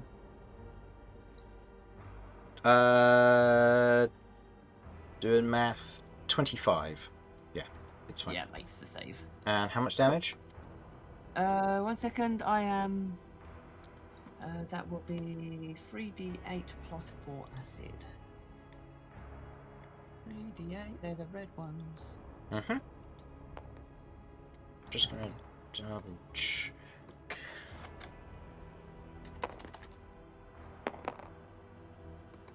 So, just 20 acid. 20 acid. It takes none. It is immune to acid damage. Oh, whatever. Okay. Then, as a bonus action, I will look over at a little one that's just slopped off and be like, buddy, you're not the only one that eats. And I'm going to cantrip devour the small one. Ooh. Does that not take your action? No, it's bonus action. It's a bonus action. Okay. You use Mhm. Devour It's been a while, on bro. It's the been a while. little one. As you reach down to use the cantrip Devour, it has no effect. No soul? Is that what that is? Maybe. Guessing so. Right. Well, Like, oh, I that guess ends I'm my not that turn. I guess I do nothing else. I guess I'm not that hungry. Yeah, no, thank Who knows? you. Okay, were you going to move at all, or were you staying there? Oh, fuck if I know. If I move, I probably die. If I don't move, I probably die. Don't worry, it's focused on me. So you'll probably be True. okay. It does, however, seem to have 1,000 attacks. Yeah. Have you considered killing it? You know, everything in this dungeon is just immune to me. So I've just come to the conclusion I shouldn't fight. No. That's really sad. Hmm. Alexa, play that this. ends my turn. Not again. Yeah, that ends my turn. Okay, end of your go. It is now the green one. It's going to attack Romulus. Advantage on the attack. Natural Can I 20! I'm just going to look at it. You take 10 points No. of slashing damage as it moves with a natural 20. As it moves towards you, and a number of the mouths begin to kind of wrap around, like, near your hooves and begin to tear away bits of fur and skin. It hurts, but it's not... Ow. That's mildly annoying. Ow. And here comes the worst part. You now cannot heal until the end of your next turn. Oh, what a shame. What a shame. It is now the red one's go. It's going to attack either way. It's going to attack Ellie. Despacito came out 8 years ago. 18 misses, right? What misses? 18? Yeah. Yeah, the little one rolls towards you and tries to go for an attack, but you just kind of hoof it away. We're just having a neat off at the moment. Yeah. Mortar, Spare the Dying has been used. There's no death saving throw. Sorry? Yeah, so I guess I got nothing then. Yeah, sorry. Alright. Yeah. But you can now be healed again. Don't worry, present consolation. I'm up and feel just as useful. That's good. Hey, it's good, man. Come join me on the nap down here. It's ideal. Romulus. Floor is slick. Mhm. The floor is slick It with is the your blood of go. my friends. Really? Yeah, she'll go. Okay. Yeah. Ooh. Okay, Why then. are you surprised? Most of your friends, unfortunately, aren't able to do much to this thing. I didn't think I'd get this far, is all. Oh, fair enough. Okay, I don't did worry. roll a natural 20 and only do 10 damage, so... Hmm. Right. Okay. Let's consider this. So now they no longer have advantage on me. That's the first thing. Yep. Question: if I was to go here, I believe I would get advantage. Beau's flanking from Beau. Beau's using ranged weapons, so no. Does Beau not have marksman or whatever the thing that lets him do it in close combat? Gunner it would be for Beau. Oh, fuck. I've got Do you- dog shooter as well. Do you have Gunner? And gunner, yeah. Okay, then yes, he would. My apologies. Yeah. Hell yeah! Right. I've got my bonus action back, right? Oh, wisdom saving throw. Thank you. I also forgot to ask that of you as well, Ellie, so please go ahead and roll me a wisdom Yeah, I saving throw. thought that was going to be the case. I was just hoping it wasn't. Don't worry about it. I don't lose anything if I fail. No. You Just- still gain a +4 from embarrassing. 16. Do I You're have my fine. bonus action? You have your bonus action. Excellent. And I'm going to move Ellie? over here. What did you get, Ellie, on your wisdom save? 22. 20, yeah. Fine. Okay, so I'm going to move over here, and then I'm going to expand, so that I never leave this thing's threatened range. Oh. I know. It's fucked up, isn't it? Oh, I've also I forgot. will Apparently be- you had Sentinel Ward. It was just on your larger model instead of your smaller Oh, one. Oh no, that would have faded because you left... Yeah, that would have faded from because that was from the last room. Never mind. Apologies if that's mean- changed any of the attacks, because Sentinel Ward lasts how long? It's a minute, isn't it? sorry. The Yeah, I've got Sentinel 10 Ward. minutes here. How much does Sentinel Ward give me? Did you say it was 10 minutes? 3. Yeah. Okay, so then it would still be in effect. My apologies. Completely forgot So about I've wait. I'm sorry. It gives you 3. I've had 21 AC this whole time. I don't know if that changes anything, but it would have been nice to know. The Sentinel Ward was cast in the training room. Oh, then no, that that's was a while back. no, that's gone then. Yeah. So never mind. No. Never mind. Yeah, that would have gone at this point. So, Yeah. nothing changes. All right, carry on.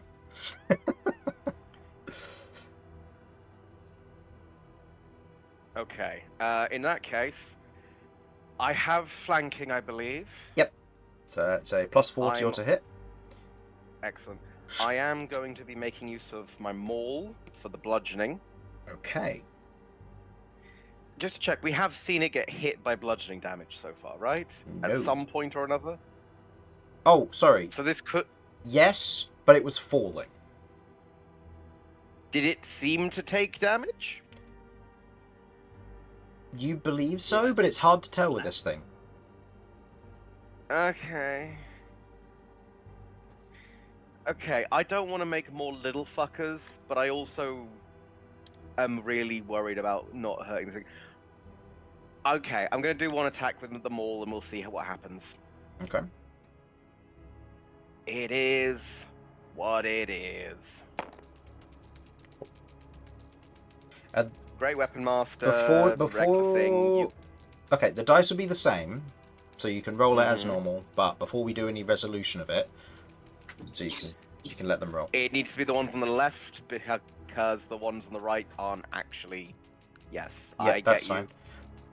No, that's fine. So let me explain. If you're switching from stagger to your maul, the first swap is free. The second one uses a bonus action. So if you want to, you have to make both attacks with the maul, or both attacks with stagger, or have the first attack be stagger and the second one be the maul. See, when you ask me this, I'm suddenly shitting myself, Chris. Fine, welcome. let's use stagger. I'm just using stagger. Okay, well that hits, I'll just and stagger it. reroll the ones.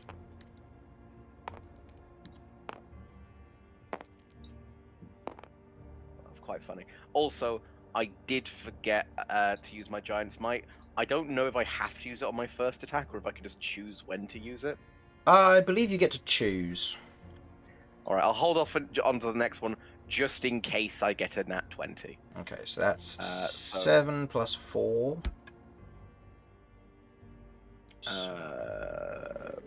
And this is using stagger, so it's still the 15 or whatever. Yep, so 7 plus 15, sorry, is 22, halved to 11. Slicey, slicey. Makes a new one. Yeah. Little Babu. Love that. And in comes stagger for the second attack. Okay.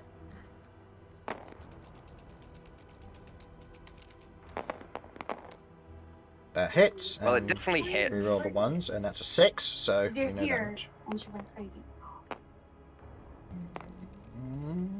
Okay, so Well, so it 3, would 3, be 6, 12 plus 15. plus 15, 27. 27 halved to 13. Okay, and another one comes off. Phenomenal. Do, do, do, do, do. Okay. Don't know. It was just too instinctive. I didn't mean to do that. All right. All right. That's your go. Yep. I was hoping for that to... Oh, no, shit. I had a whole idea and I completely forgot to fucking use it. Could I undo that entire time? No. I do not remember how much health it had. What were you going to try and do? Was half 30. I was going to try and hook stagger into Mortar's gun and fling it into the flesh mass.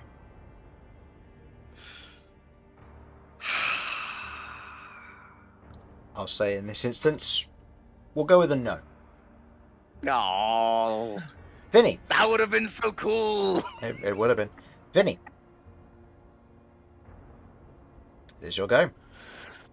Oh, so it is. Yeah, I'm kind of with you. I'm not sure I expected to get this far. I wanna. It's fucked, isn't it? Hey, if it got its recharge ability back, then it would have been a completely different combat. But that's why I rolled it in the open. That's very true. Mortar is under that green one. Right? Yes, it is. Can I see him from here? There's a lot going on. I'll say that's fine. Yeah, you can see him. Okay. I should probably make a wisdom save first, right? Oh yes, thank you. Yeah. You're fine. Yeah, 17. Right, so then, in that case...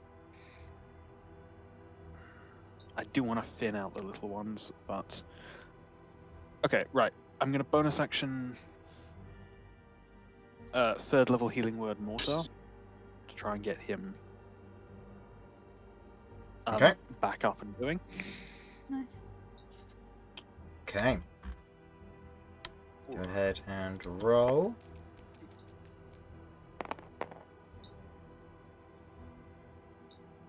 That's okay. That's 14 points of healing you get. Okay. So Many thanks.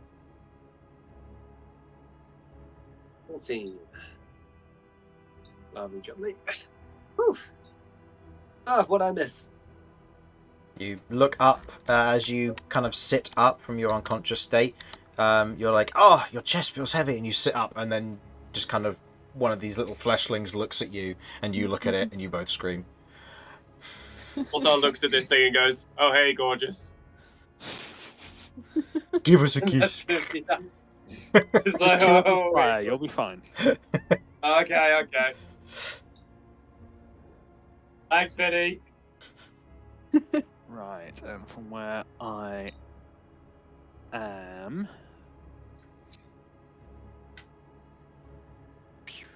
I'm going to make an attack against... It feels like I could be more helpful attacking the big one, but... I'm going to try and stop it getting any action economy and using that multi-attack thing.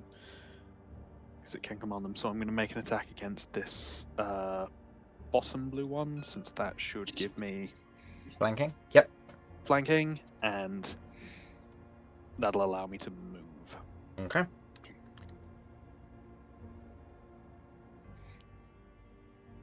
Okay.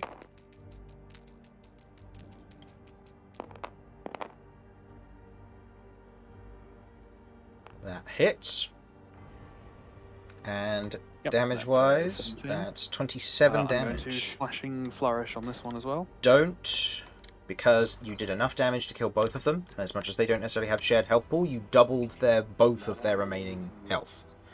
So, Okay. as you Fair enough. Then. in this moment, as you slice through the two of them, and you watch as their bodies just kind of fall, crumpling to the ground, as both of these two are now gone.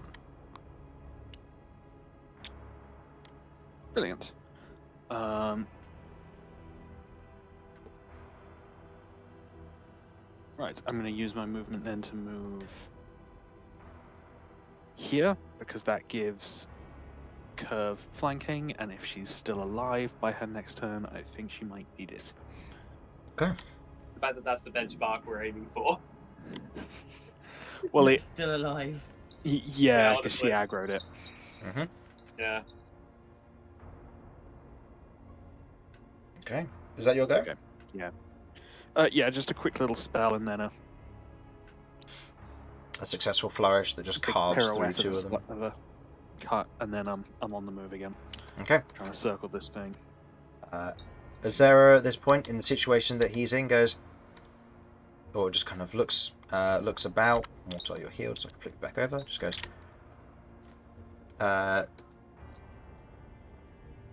well, hopefully this works. And is going to homing blade, firing one at each of the little things to try and thin them out. So the red one I'll begin with first. That's only 2 points of damage. That one's not dead. The green one, that's 3 points of damage. That one's not dead. And the green one down here is, though. Okay. That's 1 out of 3. 1 out of 3. And these two are fatally wounded. How is he gonna try? Is he gonna risk an attack opportunity? No, he has an AC of 15. I need to roll for his wisdom save. He succeeds. It's fine. Does he have a bonus action he can do? How many hit dice do you have, Mortar? Not many. I think I have 4, I think. Okay. He is going to use a He's going to use a growth spark on you. So your dice size is a D10, isn't it, for your ranger one? But Or my is it- ranger one is the D10. I had already used my ranger ones, so Okay. I'm on a D8. So it'll be the D8. Okay. So this is a total healing of... So spend 1 hit dice, you recover 14 hit points. I'll take it. Many thanks. Okay. That is his bonus action and his action used. Okay. Beau.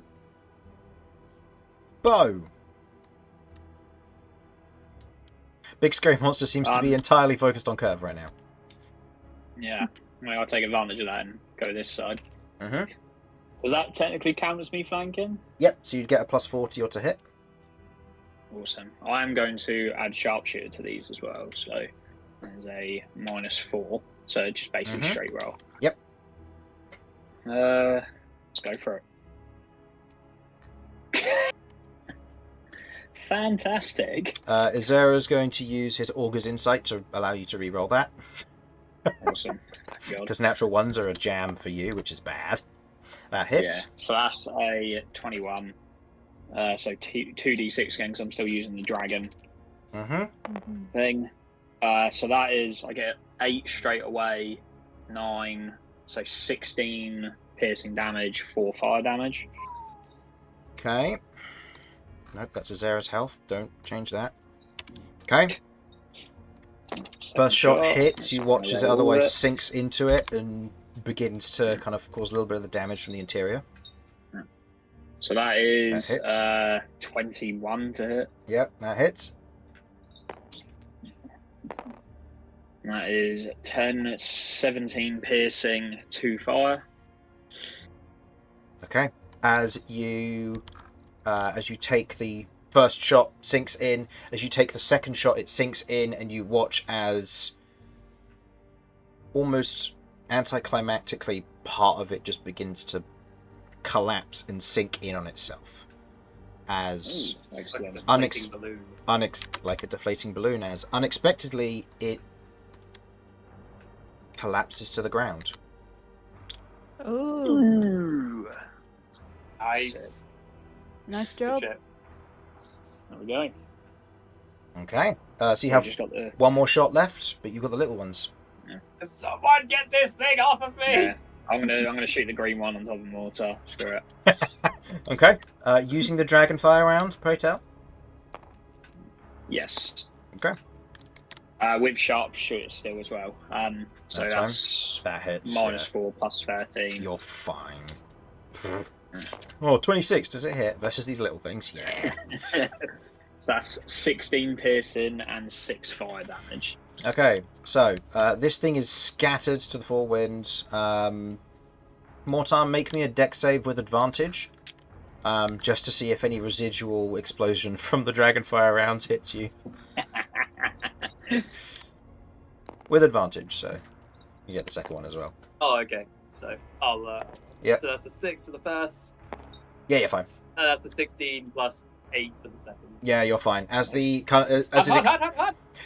as you're like trying to hold it back in this moment, as it's beginning to bite, as it's beginning to try and bite you, you watch as the head is hit and explodes, and you're just kind of left there holding almost like this just lump of flesh, and it just begins to slide out of your hands, and you're covered in gore.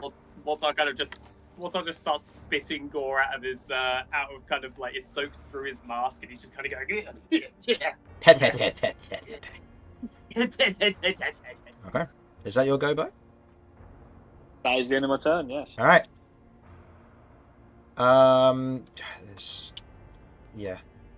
That one's dead. Okay. It is now the big thing's go. It is going to attempt to restore itself. Wait, hold up. Oh, brilliant. I'll do this. Wait a minute. Oh, I'll do this in front of the table. Hold up. Wait a Actually. minute. So, your last attack means that it's currently at. was just the full damage, yeah. So it's currently at minus 60. So on a 17 or higher, it gets back up. And gets its full turn. No, it is dead. It has it has been killed. Kirv, you hit this one, it dies. Thank you.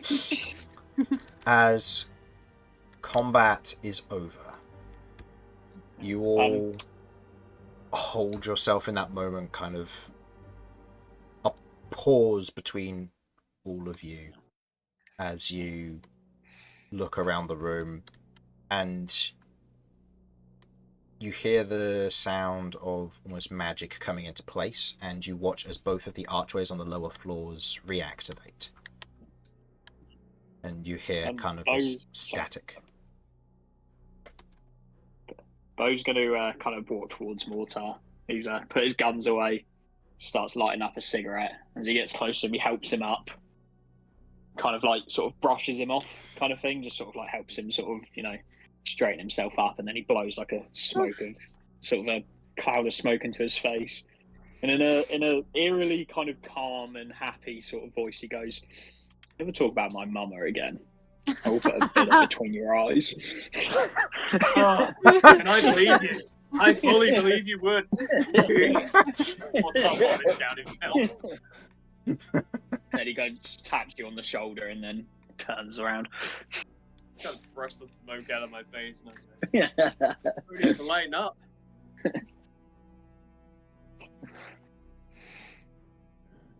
That was disgusting.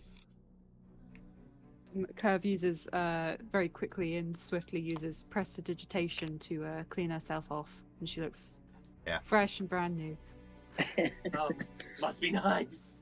Mortar starts taking thick lumps of bile and vomit, like trying to wipe it off. He's just there like, fucking taking a bath. What's even the point? I'm only gonna get covered in shit again. Is Mortar genuinely looking miserable here? What's that, sorry? Is Mortar looking genuinely miserable here? I don't think he's looking miserable. I think it's just kind of one of those things. It's like post-battle, just kind of like, I don't know, post-battle shit, basically. He's just like, oh, fucking shit. Okay, I would say, she does then kind of do a quick, because I believe I can do it just in any cubic space, right? Yeah, for prestidigitation. Yeah, she uses prestidigitation on him, and kind of, I guess, just brushes the hair back to neaten it up, and gives him a wink. Mortar will blush, and he'll kind of rub the back of his neck awkwardly and go, thanks. So what's next? Whose ass he's kicking next? Can we take a minute before we do? Romulus leans in, just a bit too close. I think we should all go and take a nap. Don't Mortar's you? breath. I thought that was more threatening than my Mortar's breath smells absolutely rancid, and he looks Romulus full in the face and just breathes, mirroring what Beau did to him. Just going, if you ever talk about my mum again, I'll put a bullet between your eyes and I'll walk in the same direction as Beau.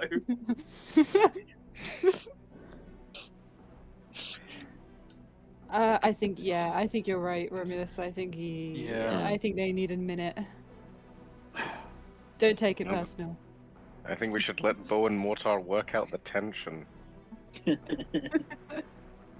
Beau, I'm just gonna hold up a hand to high five Kirv and see if Kirv gets it. Wow, Kirv is in two minds. She's like, damn, that's good. But damn, I've kind of got something going on here, mate. So she sort of reluctantly high fives. Porque no los dos, as I believe the. Wait, what would fancy Spanish be? I don't know. Yeah. Primordial? I don't think that's a question for us to be able to Sure, let's answer. go for that. Primordials, the primordials say. Well, actually, no. If French is It'd be fire Elvish, genasi, then sure. Okay, it we would all be agree that the Sylvan, elves are probably. French. Yes, Elvish is French, so then Sylvan would probably be Spanish. I would have thought Sylvan would be Italian. I was going to say, I think Ignan is probably like Spanish or Latina. Yeah, no, that makes more sense. Yeah. Okay. Well, as I was saying, you don't porque no los dos in that case, as the Ignans say. I don't know if I'm saying that right now. Usually they This is a have a lot, bit more of man. a crackly sound to it. Anyway, point being, you two can be disgusting as and when you like, and maybe those two can work off some stress. Either way, I think we should all find Disgusting? somewhere to sleep. Yes, emotions, terrible. I'm very happy for you, but I also feel deeply uncomfortable. Is this Hey, an actual Zero, in? Sorry, please. No, yeah. this Move on. is me just having a bit of funsies with it. That's fair. That's fair. Please go on, Vinny. Hey, Azira, how close are we to your apartment now? And also, in no particular order, I guess, what the fuck was that? To answer the first question, Isabel says that we've got 2 more jumps, so 1 room. Given the nature of this, I imagine it's probably going to lead to the checkpoint next. So, the sentinels that were there are probably our only worry, but depending on what door, we could potentially just run through instead of fighting if you'd prefer.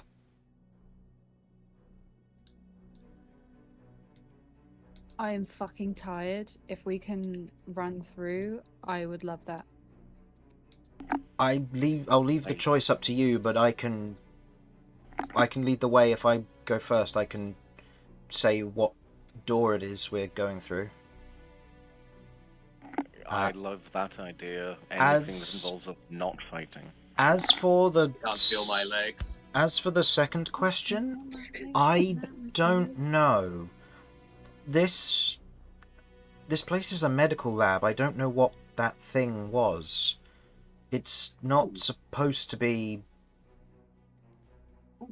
whatever it was. I wouldn't imagine what it is. This. Like, as kind of you saying that, like, Mortar is going to, having put 2 and 2 together, that probably whatever that thing was came from here. Mm-hmm. He's going to look in this one, see what's in here.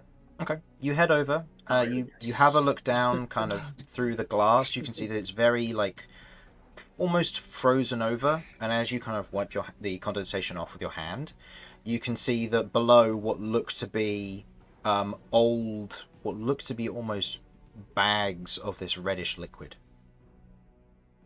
Oh. There just Yeah, we got some more of it over here as well. I mean, what else were they doing here? Like, this seems kind of crazy, right? This does indeed look like a mad science nightmare. Yeah, seconded.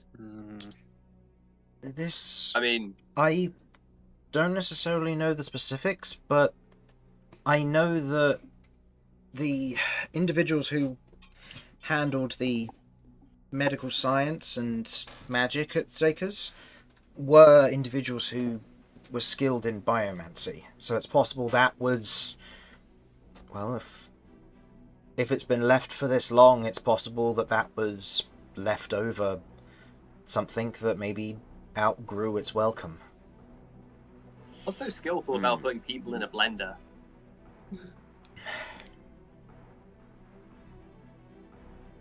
Is the skill in unblending them again? I mean, I wouldn't want to see the end result. I thought we just saw the end result of it there, of an unblending. I mean, this is kind of nasty. Is there a way? An unblending or a reblending? Yeah, I suppose. Is there a way that we can destroy this without opening it up? Like, is there a console or buttons on the on this thing? Not from what you can see. As you kind of give it a look over, I'll say go ahead and make me an investigation check just to see. But okay. And what were you going to say, Romulus? Just to check, are we certain that the red stuff in there is in fact the same goo? I'm pretty positive. I mean, what else is it In gonna this be? one, Oh, that's a yeah. 11. Well, it could be blood. yeah, having a look at it, Yeah. I'll say go ahead and roll me a medicine check, Mortar, to maybe get a bit more of a understanding. Okay. As far as your Medicine investigation is goes, wisdom, you have a look over this. This is an alien device to you. You have no idea how to operate this thing. Is medicine wisdom? Yes. It is. Okay, so +4 then. I don't have proficiency in medicine. So that's 8. 8? You have no idea. Yes, I mean, it somewhat resembles what we just fought. I mean, maybe that was what happens when it meets air. You know, congeals and shit.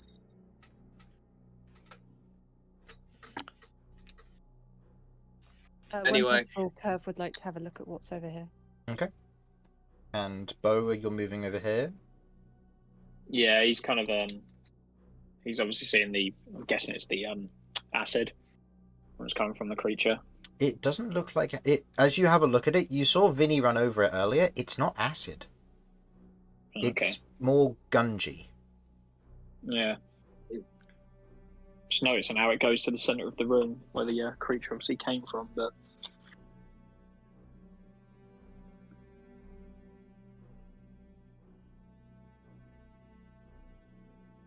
Yeah.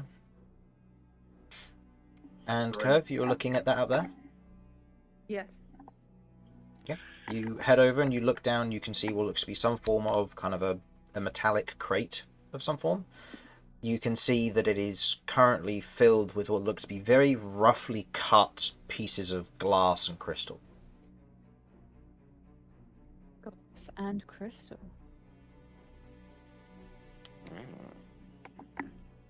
Any idea what this kind of thing costs? And she picks it up and shows it to the party.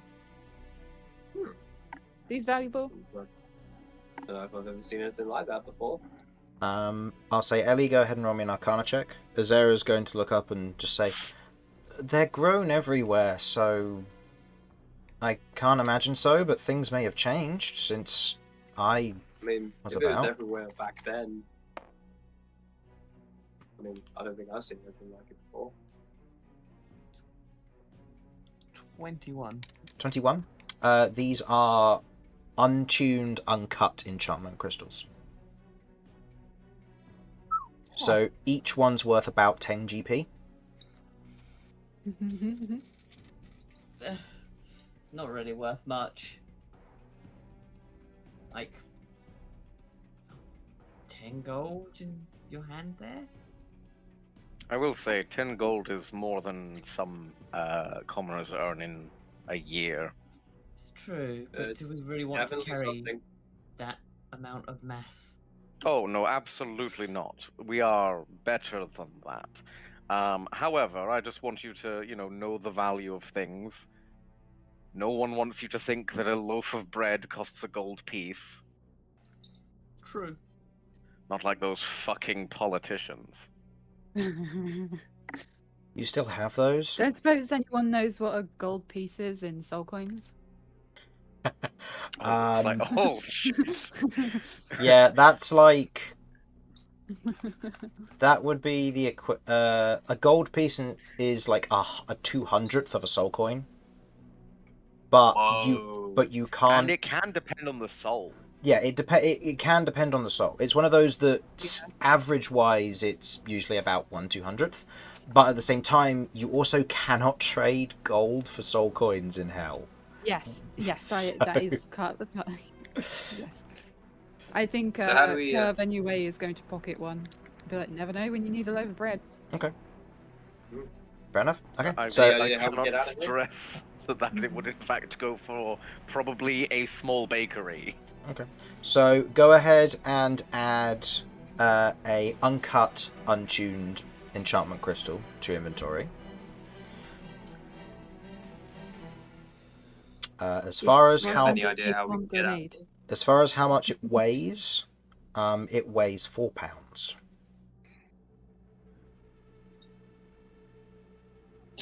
the poundage is absurd if you think about it in that way of like how much cost to weight Yep. ratio there is. Yep, you'd be better with a sack of potatoes because you'd get more money for it. Look, shiny, pretty thing. Yeah, that's fair. She doesn't know. It looks expensive. Maybe she can pawn it off for something more. Yeah, Filch and Eugene aren't just corvids for show. They're also there to, the love of shiny things is genetic. Yeah, seems like it. Mm-hmm. Okay. Is there a way out of here? Genetic. I Yeah, guess. that goes south, I believe. The door under here, Goes- yes. Yeah, Great. so the dotted lines indicate a walkway underneath which allow you to go to a door. We ready to move Okay, on? so what? Are we taking a rest, or are we just going straight through and We just haven't got a legging it rest. through? Oh, we don't have a rest. In which No, case, I then believe, let's leg I it. believe we're right out of short rests now, aren't we? We are going to run through the next set of doorways, following Azira to get to Azira's apartment, where we will take a long rest at that point. We are not going to fight anything we see. We are going to move as quickly as possible and get the fuck out, as the terminology would be. In which Sounds like a plan. in which case you want me to go first, or how do you want me to? I think it would. We need you to guide us, so if you go first, that'll Okay. be good. I'll Be come polite. up behind you because I have the ability to defend. Above table. Mhm. I know I don't really want to be delaying us, but a little bit important. So this seems to be a big vat of like blood and flesh, right? I'll say, having a peruse of the different things around the room. You see various desks, you see bookshelves, you see piles of what look to be not quite scrap, but decimated and torn apart sentinels and overminds. You see what looks to be kind of going around the room.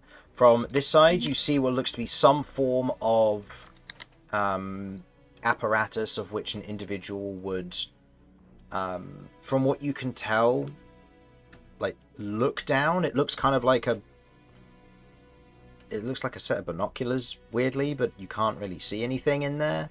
It is a microscope for modern terms, but Kirv wouldn't understand that. You see another one of these glass vats, however, it seems to be empty as you have a look at it. There's a bright light. This, you can see what looks to be a kind of a large quantity of vials. Pretty much all of them are empty, but there are what looks to be a few of them filled with almost this yellowish liquid. Yummy. And you move over to this one, and you can see pressed to the surface of the glass what looks to be flesh. No skin, just muscle. Almost as if it's just pure biomass. You can see that there's kind of a light red glow from the edges of it. And you kind of look down, and you can't necessarily read it, but you can see that there is almost like a bar that's completely full. So you suspect it's at maximum capacity. So what I'm thinking is my scythe murder still wants to be drinking blood. Ooh, shit. I don't want to pass this up if this is blood. This is good. Should we roll for initiative? I'm so sorry, guys. No, do it. No, you do it. Fucking do it. This is the big red button. Okay. You press the button. You watch as, or the rest of you hear kind of this hiss as the glass kind of pulls back to either side, and you can see what looks to be just this mass of flesh. What the fuck? Azera just kind of turns around and goes, I don't think we should just be pushing buttons in here if we want to keep moving and rest. I'll keep that in mind. And she What are we doing, Kirv? it's fine, it's fine. And she takes her scythe and she holds the blade into the vat. Okay. You watch as the kind of the chunks of flesh in there begin to go dark, as if slowly but surely being drained in almost like a wave that reaches out. You feel almost a hum within your scythe as it begins to shift, it begins to adapt, and you feel your scythe grow in potential. Ooh, shit. The last ounce of whatever liquid may have been within this biomass is drained, and you watch as the glass closes partly, waits for your scythe, and as you draw it back out, the glass closes completely, and you watch as the mass is almost, in this moment, it just begins to crumble, and it's almost vented out, removed from this, and is now an empty canister. You look at your scythe, and you can see that there are now red veins that otherwise have grown from the head of from the scythe itself, and have otherwise cracked down long portions of it down through the dark metal and across the handles. And you feel almost this hum of energy and power. It seems to be awaiting something.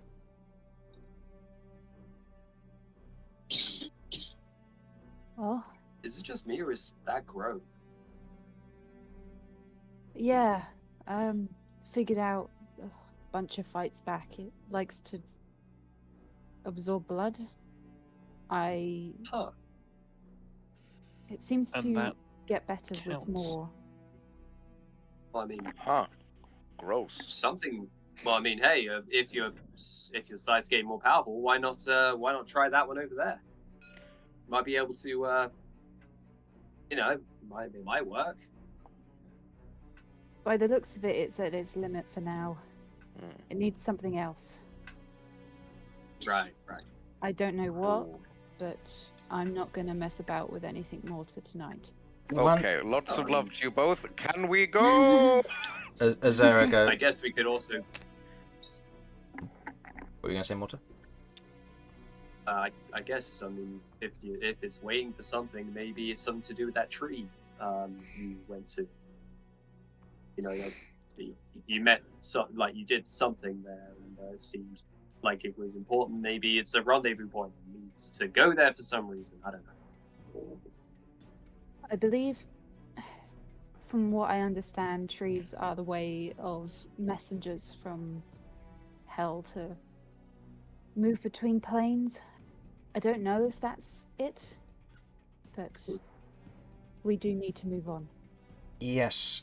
If you're unsure of what your weapon needs to become stronger, that was kind of my job as a prophetic individual, to figure out these things using divination. I can potentially do that once we get back to my apartment and I have access to my chamber. But I can potentially I'd help. like to You be- continue to be my favorite person in this party, Azera. I'm glad to hear it.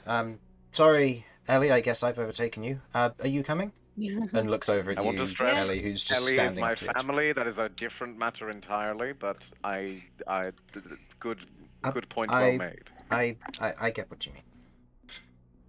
Okay, let's do this then. Okay. Also, I'll take one last look up, like just as a precautionary measure to make sure there's nothing else above us as we go in. And then as he'll you follow. as you look up, you see the roof, the ceiling. Good, just the way I like it. All right. And then suddenly, you feel something, Mortar. It's strange, almost as if you've suffered the case of deja vu and were attacked by a creature that fell from the ceiling. In this exact spot. Yes. This is where it all began, and this is where it all ended. Exactly. So, heading into this area here. So, here's how we're going to do this.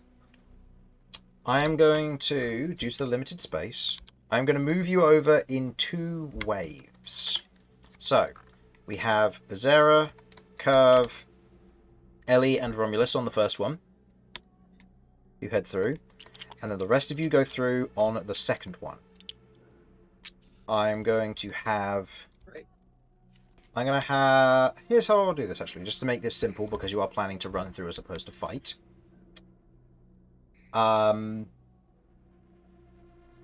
Romulus, give me an initiative roll. All right. And Oh, then boy. I'll say, Vinny, give me an initiative roll for your second group. And what we'll do is we'll say that it's the held action to move for that group, followed then by people rushing through. It's more going to be a matter of trying to figure out if there are any attacks made on people, who they would be. I got a 14, which is pretty decent for me. Okay. Not a great roll, but that is a 16. Okay, 14, 16. Okay, so higher, so it would go Vinny, then Romulus.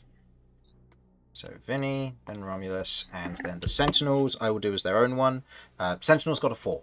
So, all of you enter into this chamber. So I'll say you move appropriately. I'll say Romulus, you move here to kind of defend. Azera moves behind here. Kirv, you move up. Ellie, you move into place before the rest of your party filters through. As the initiative would begin, Azera kind of turns around and goes, "That way. That's the way we have to go." Oh. So it's the one right next to you. So, with this being the case, Vinny, Beau, and Mortar, you're all able to escape quite happily, getting through into the next chamber.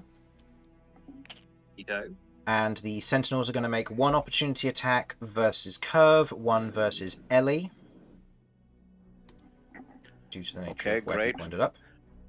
Could we not disengage? I'll say in this instance, due to the way we're doing it as a run through, I'll say they have disadvantage for the purposes of the attack. Fair. So that's an 11 versus Kirv, so that will miss. And that is a dirty 20 versus Ellie. Do you want to Runic Shield this? Runic Shield. Yeah, you knew what was coming. You Yep. know what I was thinking this entire time. Yep, no, that's fine. Natural 1. As it goes to take the swing, it hits what looks to be kind of this glassy rune, as the attack glances off, and you are all able to escape. Not the Sentinel. And you're all able to escape through into the chamber beyond. As you... Fucking incredible. As you step through from one room to the next, a quick rush through the checkpoint, you otherwise enter into a new chamber. This room, for reference, is what looks to be a kind of a long carpeted room. You can see that it has a number of archways ahead of you from what you can see, but more accurately you can see that there is a number of these almost symbols on the edge of the on the edges of the door frames where a wooden door is in place. You kind of look back and around and you can see more of these doors that would exit out to further around, the ones with the magical veil in them, but the wooden doors in front of you that have the symbols are different to the rest of the area around here. As let's go with this one. As Azera steps up, you watch as he places his hand on the side of the door and Isabel slots into a one of the runes on the side. You watch as there's a shimmer and the light above the door goes from red to green and the door opens. You can see there's a light shimmer to the door itself, or the door frame itself, and Azera goes, follow me. And he steps through into his apartment.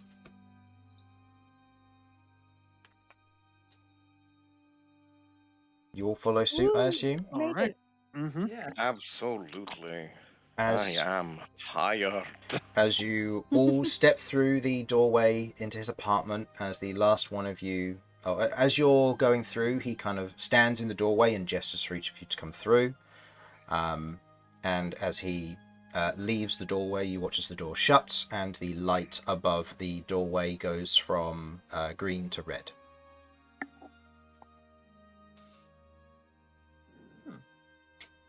I presume that means that we're locked in and safe. Yes. So if you open the door, or if you wish to leave, you should be able to at any point. Simply open the door and it will activate once one of the archways is clear. Given we're the only ones here, it will be whenever you want, really. But do make yourself at home. As he steps in, you enter into what would very much be a more modern apartment. You see kind of a carpeted floor, what looks to be various bookshelves off to each side, what looks to be some form of couch. You can see a what looks to be a dog bed of some form in off to one side.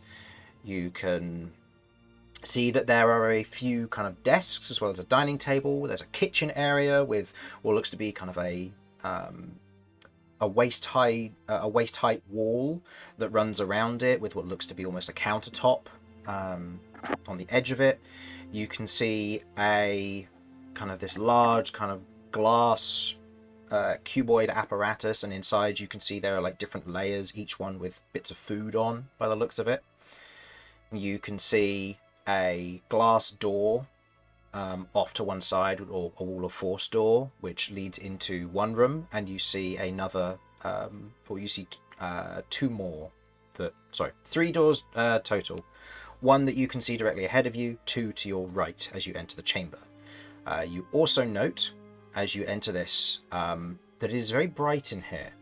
And as you all begin to enter, you see that on the edge, or over one of the countertops against the wall above the kitchen, is a window. And you look out and you can see the Grave Wallow Gorge beyond. You have a view from the side of the bridge.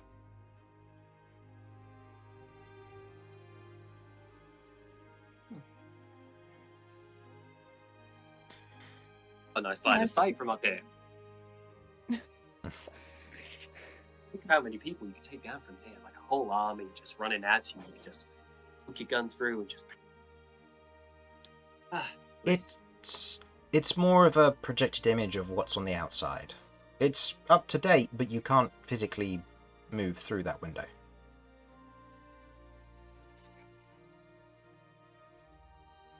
It's So to... like an Good illusion. Not... Kind of. Kind of. That's the best way I could say. You mentioned something about yourself being an appraiser, is that right? A diviner. My official title would have been a prophetic soothsayer.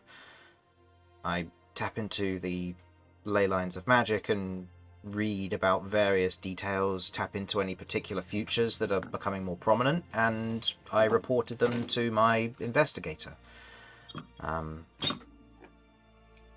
But I imagine they're gone now. To be fair... What kind of stuff did you... Oh, well, sorry, after you. Oh, sorry.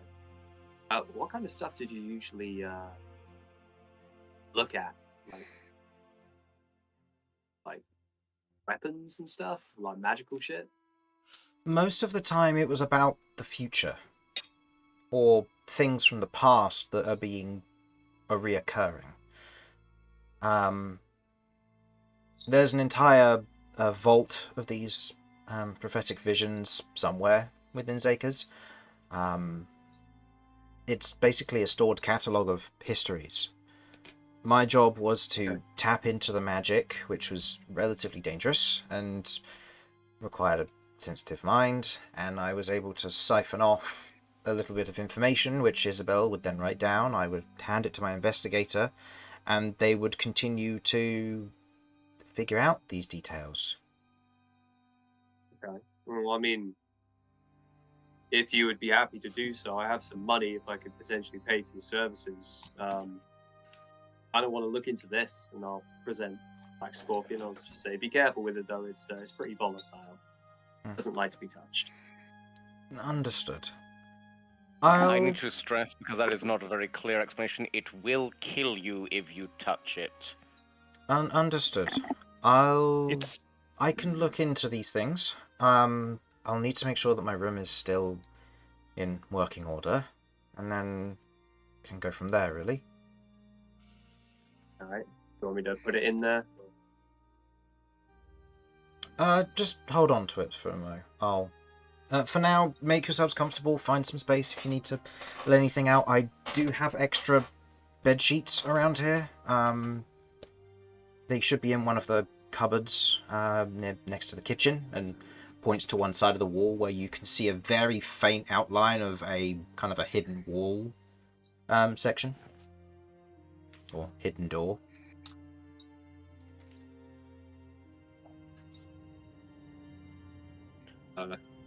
Great. I'll make Thank sure you. everything is still alright in my room. But make yourselves at home. You watch as he steps up to one of the walls on the right, and Isabel otherwise kind of touches against the edge of the wall of force, and you watch as it dissipates temporarily as he kind of steps through and almost inhales, taking in the atmosphere before kind of continuing to step through. And the wall of force closes behind him.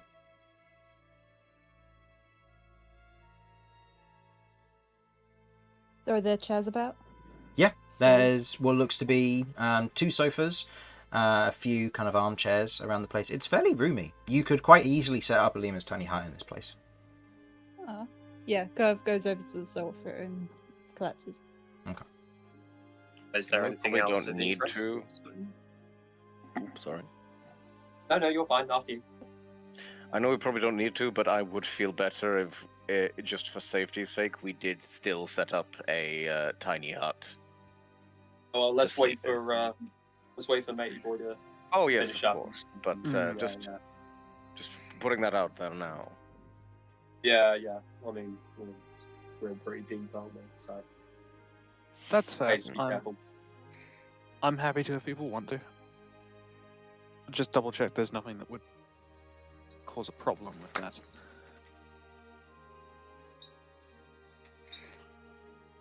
Well, good job, everyone. Oh man, I haven't felt this beaten up since I fought Romulus that one time. That was like, what, a week ago? Yeah, I If know. that- So yeah. long ago, such a distant memory. And we've all grown since then. Uh-huh. Right. I don't understand it at all.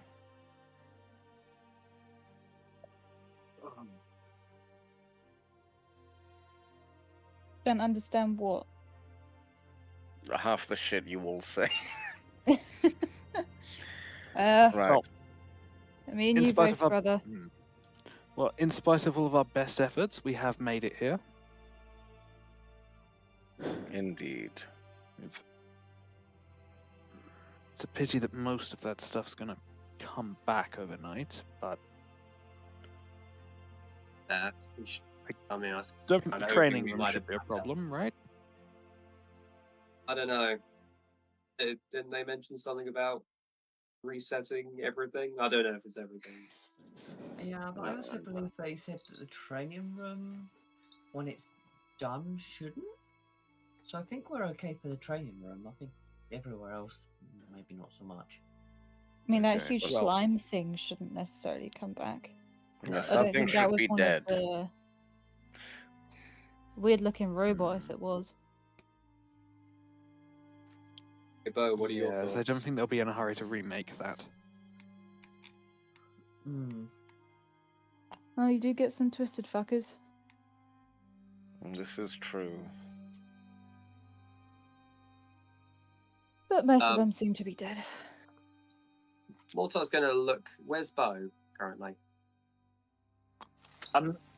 Beau's kind of like stepped back a little bit. He's drawing, or it looks like he's drawing in his book.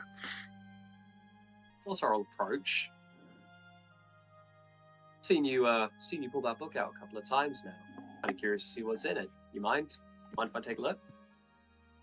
Kind of, you see, kind of like it looks like he kind of like gets to a point, and then he kind of goes, "Yeah, sure." Like twists it in his hand, and like raises it to you. It's nothing special. Basically, just pictures of creatures and stuff. Obviously, the page you see open is partially a drawing of what we just kind of like thought, but obviously not done yet. Damn, Nice. got a bit of an artist's hand going on there. I just like to document Oh, what you're I like write.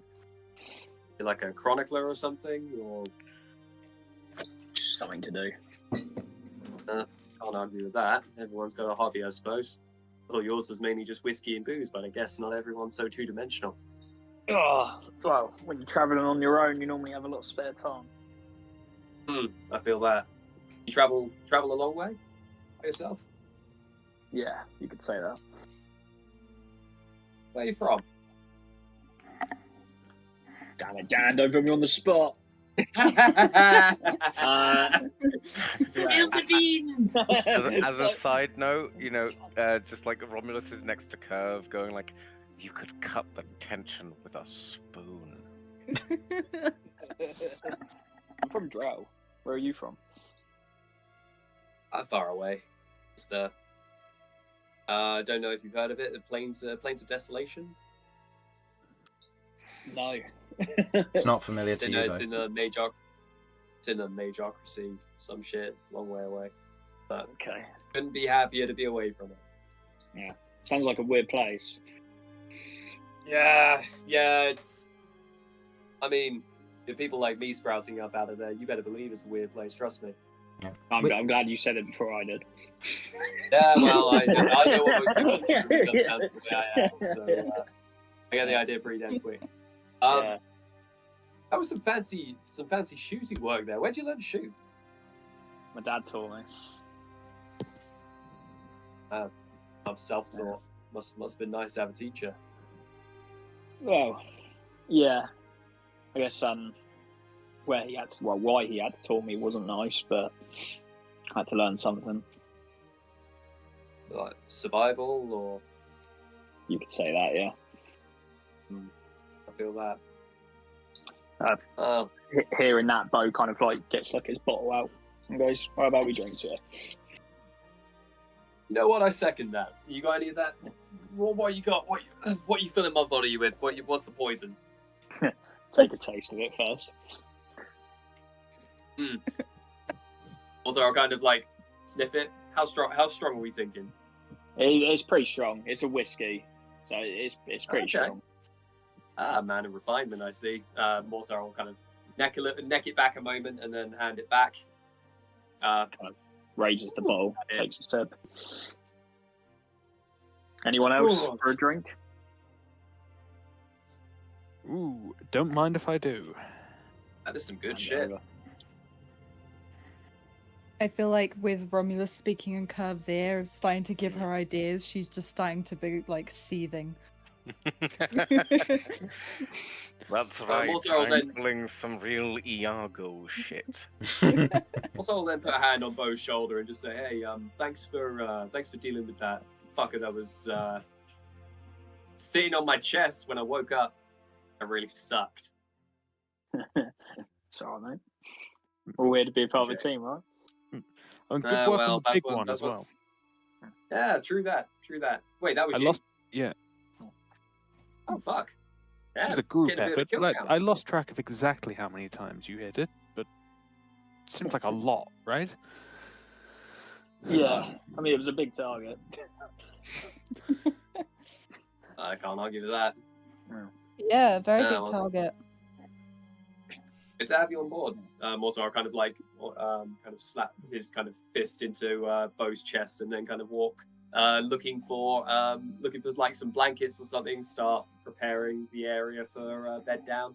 Okay. Because he is absolutely fucked. Something to note, by the way, while you were having this conversation, you noticed after Beau had pulled out the bottle, you watch as glasses pull themselves off of shelves and just slowly float their way over with a set of coasters onto a small table in front of all of you.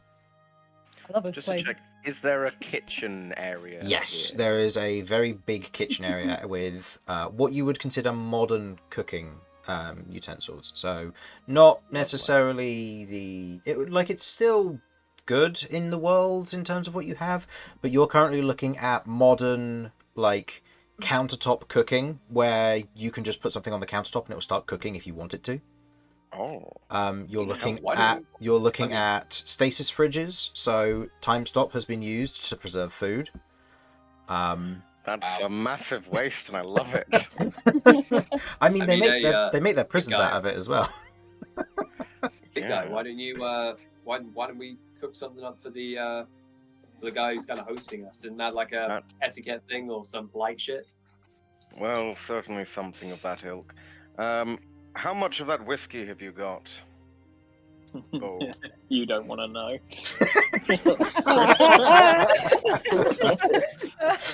No, I think I actually do. I specifically requested it.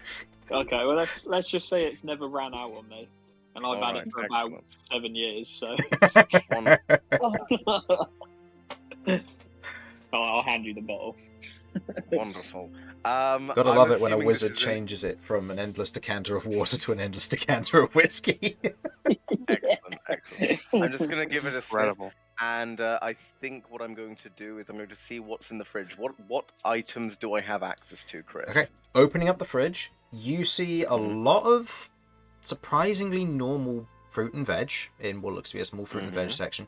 You see what looks to be various kind of slices of packs of meat that are in kind of their own separate area as well, along with what look to be these kind of glass jars of sauces.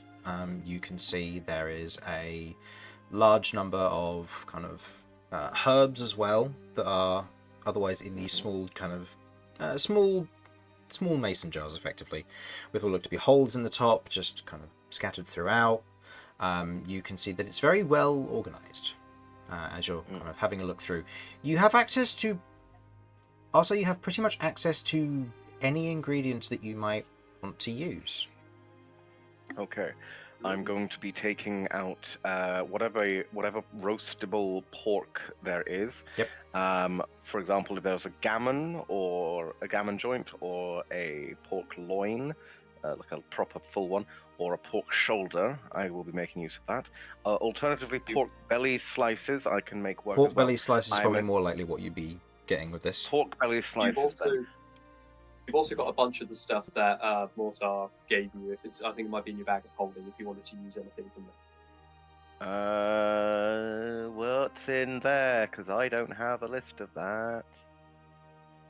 Hold on, let me see if I can find that. I think Kirv sort of slumps out of the sofa, thinking of like something to take her mind off things, and goes over to the kitchen and says to Romulus, "Can you fit me in for a cooking lesson?" Oh, sure thing. First thing, we're going to be preparing a rub and a marinade for this pork belly. Why?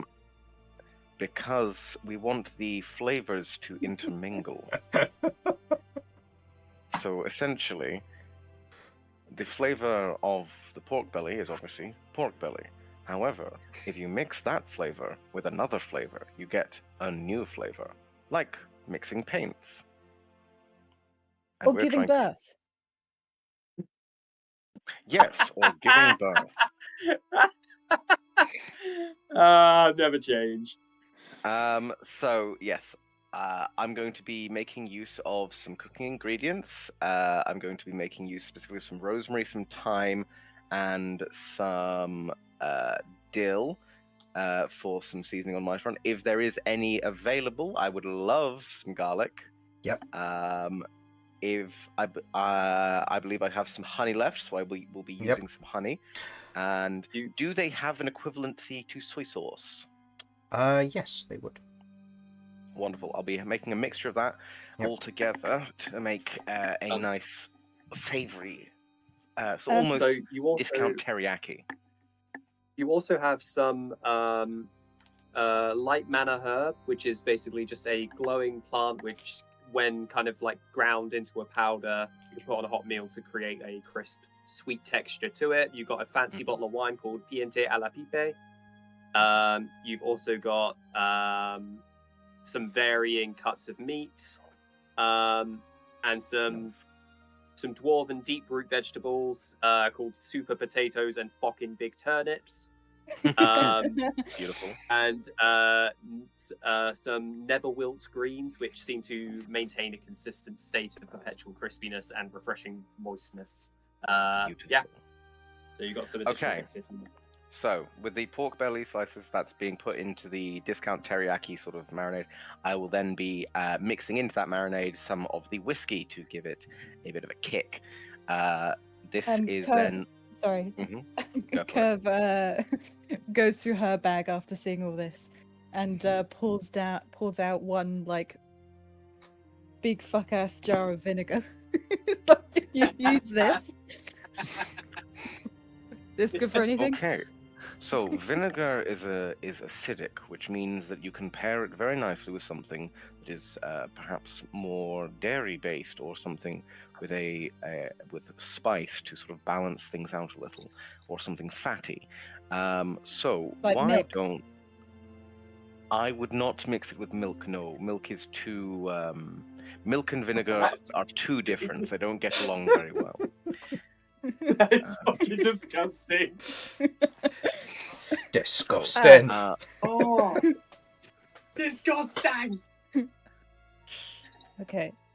Milk plus vinegar equals yuck. Yes. Honestly, one of the few combinations that might taste as bad as hell food. Right. Anyway, so Well, that's health food prepping doesn't up. really taste of anything.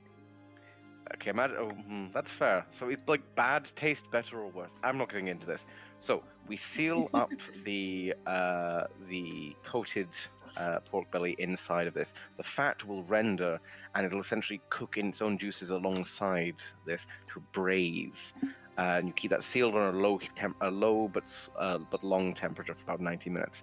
Inside the oven we go, or an appropriately Dutch oven dish on a hob, dependent on the circumstance. Anyhow, Why don't you moving on. cook it at a high heat and it'll cook quicker? Whilst it will cook quicker, it won't. You know how when you set, if you get a strong enough flame and you apply it to a candle, the candle will burn. But if you put a little flame on it, the candle will melt. Is melting and burning different? Yes, they are Okay. different. So Okay, by having it at a melting and low, burning is different. so by having something be reasonably hot but not too hot for a longer period of time, things can sort of break down and melt. But if you get them too hot, they start to burn, and that makes things taste sometimes bad. So if you want something to be tender and soft, and also to render any fats, you want to cook them low and slow. But if you want something to have a seared outside or a slightly charred taste, you want to do it very hot, but for a very quick period. Sometimes you can do a mix of both to make something soft, but then sear the outside of it. Anyhow, moving on. So, root vegetables are then being placed, parboiled, and then made into a mash. So I'm going to do a potato, turnip, and if there's any Swedes, I would love some Swede to add to this mash. If there isn't, that's fine. We make a little mash. Then prep some of the greens just on the side. A little bit of garlic, a little bit of oil. Pop them in and just do a little bit of a light fry, almost barely blanching really, and then that'll be at the end to prep and finish them. Maybe and then finally remove once it's done, the pork belly, soft, tender, put it under the grill for a second, and then take the sauce, render it, simmer it for a bit until it starts to thicken as it reduces, and then pour that all over, and you have a lovely meal. I think after hearing or kind of like noticing Kirv and Romulus have kind of vacated the area, Mortar kind of pokes his head around to see what the deal is, and he sees Kirv and Romulus cooking together, and a smile kind of graces his face as he sees Kirv trying to figure out, like, you know, the ins and outs of cooking, and kind of just leans up against the wall and just kind of smiles to himself. The vinegar wasn't used, was it? So Kirv sheepishly puts the vinegar jar back in her bag. No, I will use the vinegar to make a little vinaigrette for the salad. Yes, and she places it back hard on the counter. Okay. So you just take a little bit of oil, take a little bit of your vinegar, and you mix in some spices, if you like. Let's puree some garlic in there, mix that up nice, and wrap it around, and then just like a very light little fry on that. You might want to put in your glaze first to heat, and then mix everything in, give it a stir around, and then just pour it right out, so it barely has time to wilt. Well, this Cooking is is bad. While this is all going on, Can be, depends on the circumstance. While this is all going on, Azera has kind of left his room, and as he steps out and sees you cooking there, he doesn't interrupt by any means, but there is a look of thanks on his face. As he just kind of steps out, he sees that Mortar's found the cupboard and pulled the blankets out, and has just begun kind of either building a pillow for, or has laid them out on the floor for everyone. Yeah, Mortar was setting them out for everybody, kind of knowing that usually his usual hijinks would probably cause things to lead astray, but he knows how fucked everyone is, so it's like, yeah, no, not tonight. Okay. Maybe another night. So, sets things out. Azera just kind of steps out and looks to the rest of you with kind of the glasses on and about. He goes over and takes a seat on one of the armchairs. What's the drink? Whiskey. Oh, Nice strong whiskey. I'll pass then, especially if I'm still going to be using my magic. The last thing we need is things going awry.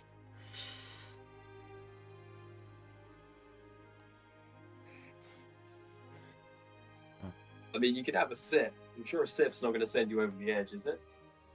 I've been in stasis for who knows how long. I don't know if that's done anything to my tolerance of alcohol. Fair enough. Your loss. It's good stuff. I don't doubt it.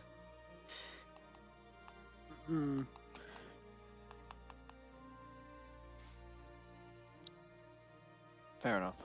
I hope you don't mind me broaching a potentially uncomfortable subject, and you may not have an answer yet, but on the subject of your stasis, once we're done, what do you think you'll do? Honestly, I'm in two mindsets. I think either if your intention is to go and speak to the architect, I want to try and find out what I can do to try and help them, and see what they need, if anything. If there's anything I can do to begin starting Zaka's back up again, or getting it to be a working place once more. That, or, I mean, Ellie mentioned that some people that she knows wants to talk with me, so talk with them and figure bits and pieces out. Yeah, my granddad and Tarscott, they focus on a lot of like archaeological sites and old magic stuff, so I think you'd probably be a lot more in your element with them. Fair enough. I can... Yeah, I guess that's what I'll be doing then. It's... Might also help you get some answers. That's true. Yeah. Well, most likely it. wherever you wind up and whatever you wind up getting settled into, do let us know if we can help in any way. You've been very kind inviting us into your home. It's only right that we return the favor. Oh, Yeah. thank you. And likewise. I gave you a hard time. I know I gave you a hard time before, but you're all right. Thank you. And he smiles, just kind of nodding. Smells good. He calls over to the kitchen. Better. Oh, yes, this will be a first time for you. Oh yeah, you're about to have your taste buds blown. I imagine so. My investigator wasn't. He was the one who cooked out of the two of us, but I'm. But they're not necessarily the best at cooking.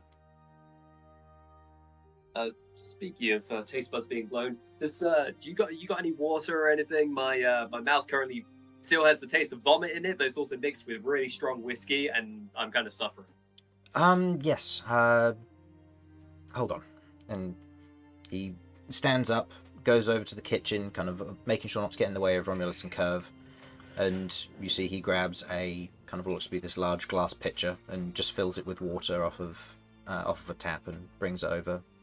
Pours a little bit into your glass. Is there a sink in there? Or like a loo or something?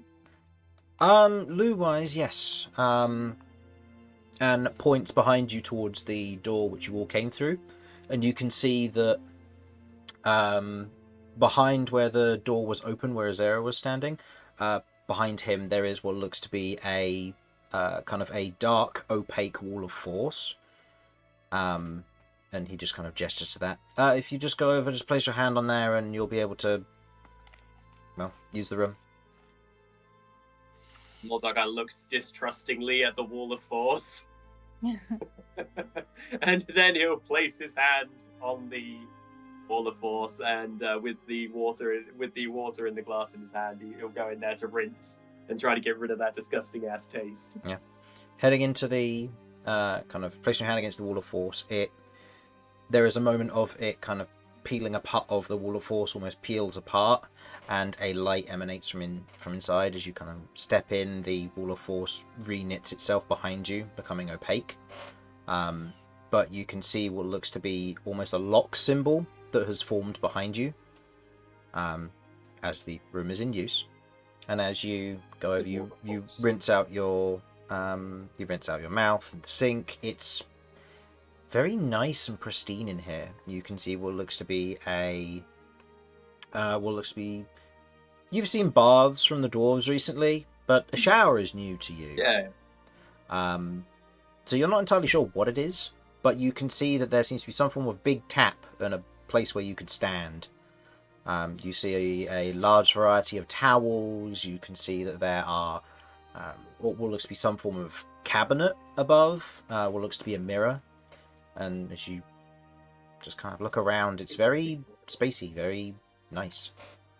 I think Mortar looks at the shower. He sees like this tap kind of like near the ceiling, like, and he goes, "That's a weird place to have a drink." He'll kind of like walk over to it and like walk into the actual shower room and just look up and try to figure out like how you're supposed to like. He's like, "Do I just like open my mouth from here and just like?" And he'll like push a couple of the knobs to see what happens. Okay. A little whiles into it, as kind of Mortar walks off, goes to the bathroom. You hear what sounds to be running water, followed by a bit of a yelp, as Yep. as Mortar, you are soaked suddenly by the shower, and as you kind of jump out of the area, the towels almost pull themselves off the wall and kind of hover just in front, so you can start drying yourself should you need to. Mortar in a fluster as he's kind of like taken aback. He kind of stumbles out, starts swatting at the towels, just like like freaking out a little bit. He slams up against the wall of force and kind of trips over himself and falls onto the thing like with this towel just on his head, completely drenched. Yeah, the rest of you see this as he falls onto the wall of force. The wall of force opens, and he falls out into the main hallway and corridor. I wonder if I'll ever Ah. understand how they work. Oh, I was attacked. Yes, by By the towels of smothering. Oh, no, the strange water fountain. It tried to drown me. Oh, the shower? Do you not have those? Can any of the rest of us hear us? Because I'm now thinking, do we have those? Or, Um, like, is this just a Mortar thing? Magnificent Mansion would be the kind of the main place that you'd have it. There wouldn't necessarily be as a fully efficient plumbing for this sort of thing. Baths are far more common because they're easier to, well, it's easier to fill up or go from there. There's not really all that many things in terms of showers. None of you have come from areas where they are prominent. You'd know, I'd say most of you would know what they are, with probably the exception of Mortar and Beau. But, oh, and Kirv. We just have a bucket. Yeah, exactly. So, yeah. Holy shit. Oh, Oh my. So you use that monster to clean yourself? You insane? Yes. It's much more efficient. But if you're looking to bathe, there are the bathhouses. Although we'd have to go back to the checkpoint, but for now I don't think we'll worry about that. What do you mean efficient? Like, how? Oh, surely a bath is way more efficient. I recently discovered those, and I feel pretty damn good for them. Understood. You can see that there's a connection of aha. Got it. Good talk. I've never felt more connected. Okay. As Romulus begins to lay the food out on the table with Kirv's assistance and help, go ahead and roll me a cook's utensils roll. Because you are using this, you do not gain advantage, but you do get a bonus plus 4 from your, as you would gain temporary expertise in this. Okay. So no advantage, but temporary expertise. Okay. Yeah. So I will say, assuming that a 1 didn't give a minus function, the lowest I could possibly roll. Will we say this is using wisdom? Sure. So the lowest I could possibly roll is let me think. 14. So as long as I don't roll a 1, I'm hopefully we'll be okay. Well, Okay. that is a 15. Perfect. Kirv. Yep. During this cooking time, explain to me what you did wrong that may have sabotaged the dish slightly. Oh no! That's so mean. That is so mean. Alternatively, if you think you as Kirv you were genuinely trying to kind of learn and help, I will allow you to provide the help action to Romulus so he can reroll. I will let you decide whether you want to do it. I think Kirv genuinely is trying to help and learn. I mean, she's had now 4 cooking lessons with Romulus. I have been keeping track. So I will allow the help action with this. So, however, I can totally see her putting too much vinegar on the salad. How about if It's it more like a goes soup. low, that will be what happens. If not, then it will be then you will have worked together to make this work. Yeah, go ahead. Okay. I will take that. That is a 23. 23. The dish is delicious. You all enjoy this hearty meal. You feel like fully rejuvenated and so much better after eating it. Azera is very complimentary about this dish and also very analytical in the way of going about it. As much as they may not have the expertise for cooking to understand all of it, they seem to have a very analytical mind when it comes to picking apart the dish and mentioning how certain elements seem to work together very well. There's a bit of a conversation that happens. I'll say with that roll, everybody regain 2 hit dice.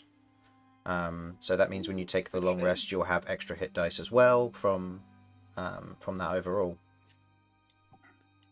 And I think that is a very nice place to stop there for the moment. Means that next session you can begin by taking your long rest and anything else that you would like to do before the long rest, such as talking to Azera to getting him to check stuff or anything similar. Yeah, I need to sit and practice with Vinny to prep for Carven's rescaling. Yeah, very true. I will say I'm just gonna like refresh all of my stuff on the assumption that we're not going to, need to use anything. No, you're not going to need to use anything. It's just one of those that, I mean, for you that's a bit easier to do. For someone like Ellie, on the other hand, that's With like spells and shit. yeah. But I'm going to redo my Giant Smite and Rages because I can't see myself needing to use those. No, that's fair. Uses Giant Smite just to reach a high shelf while cooking. I mean, I've got one use of it, so I will say that could happen. But I'm pretty. I think we're okay. Yeah. So, as our party enjoy a wonderful meal and take the time to rest and relax for the first time in what feels like forever for them, having reached a safe space and in the company of a newfound friend, that is where we will end our session for tonight. So thank you everyone for watching, and hopefully you enjoyed. And we'll see you next time. Bye-bye. Bye. Bye. Bye. Bye.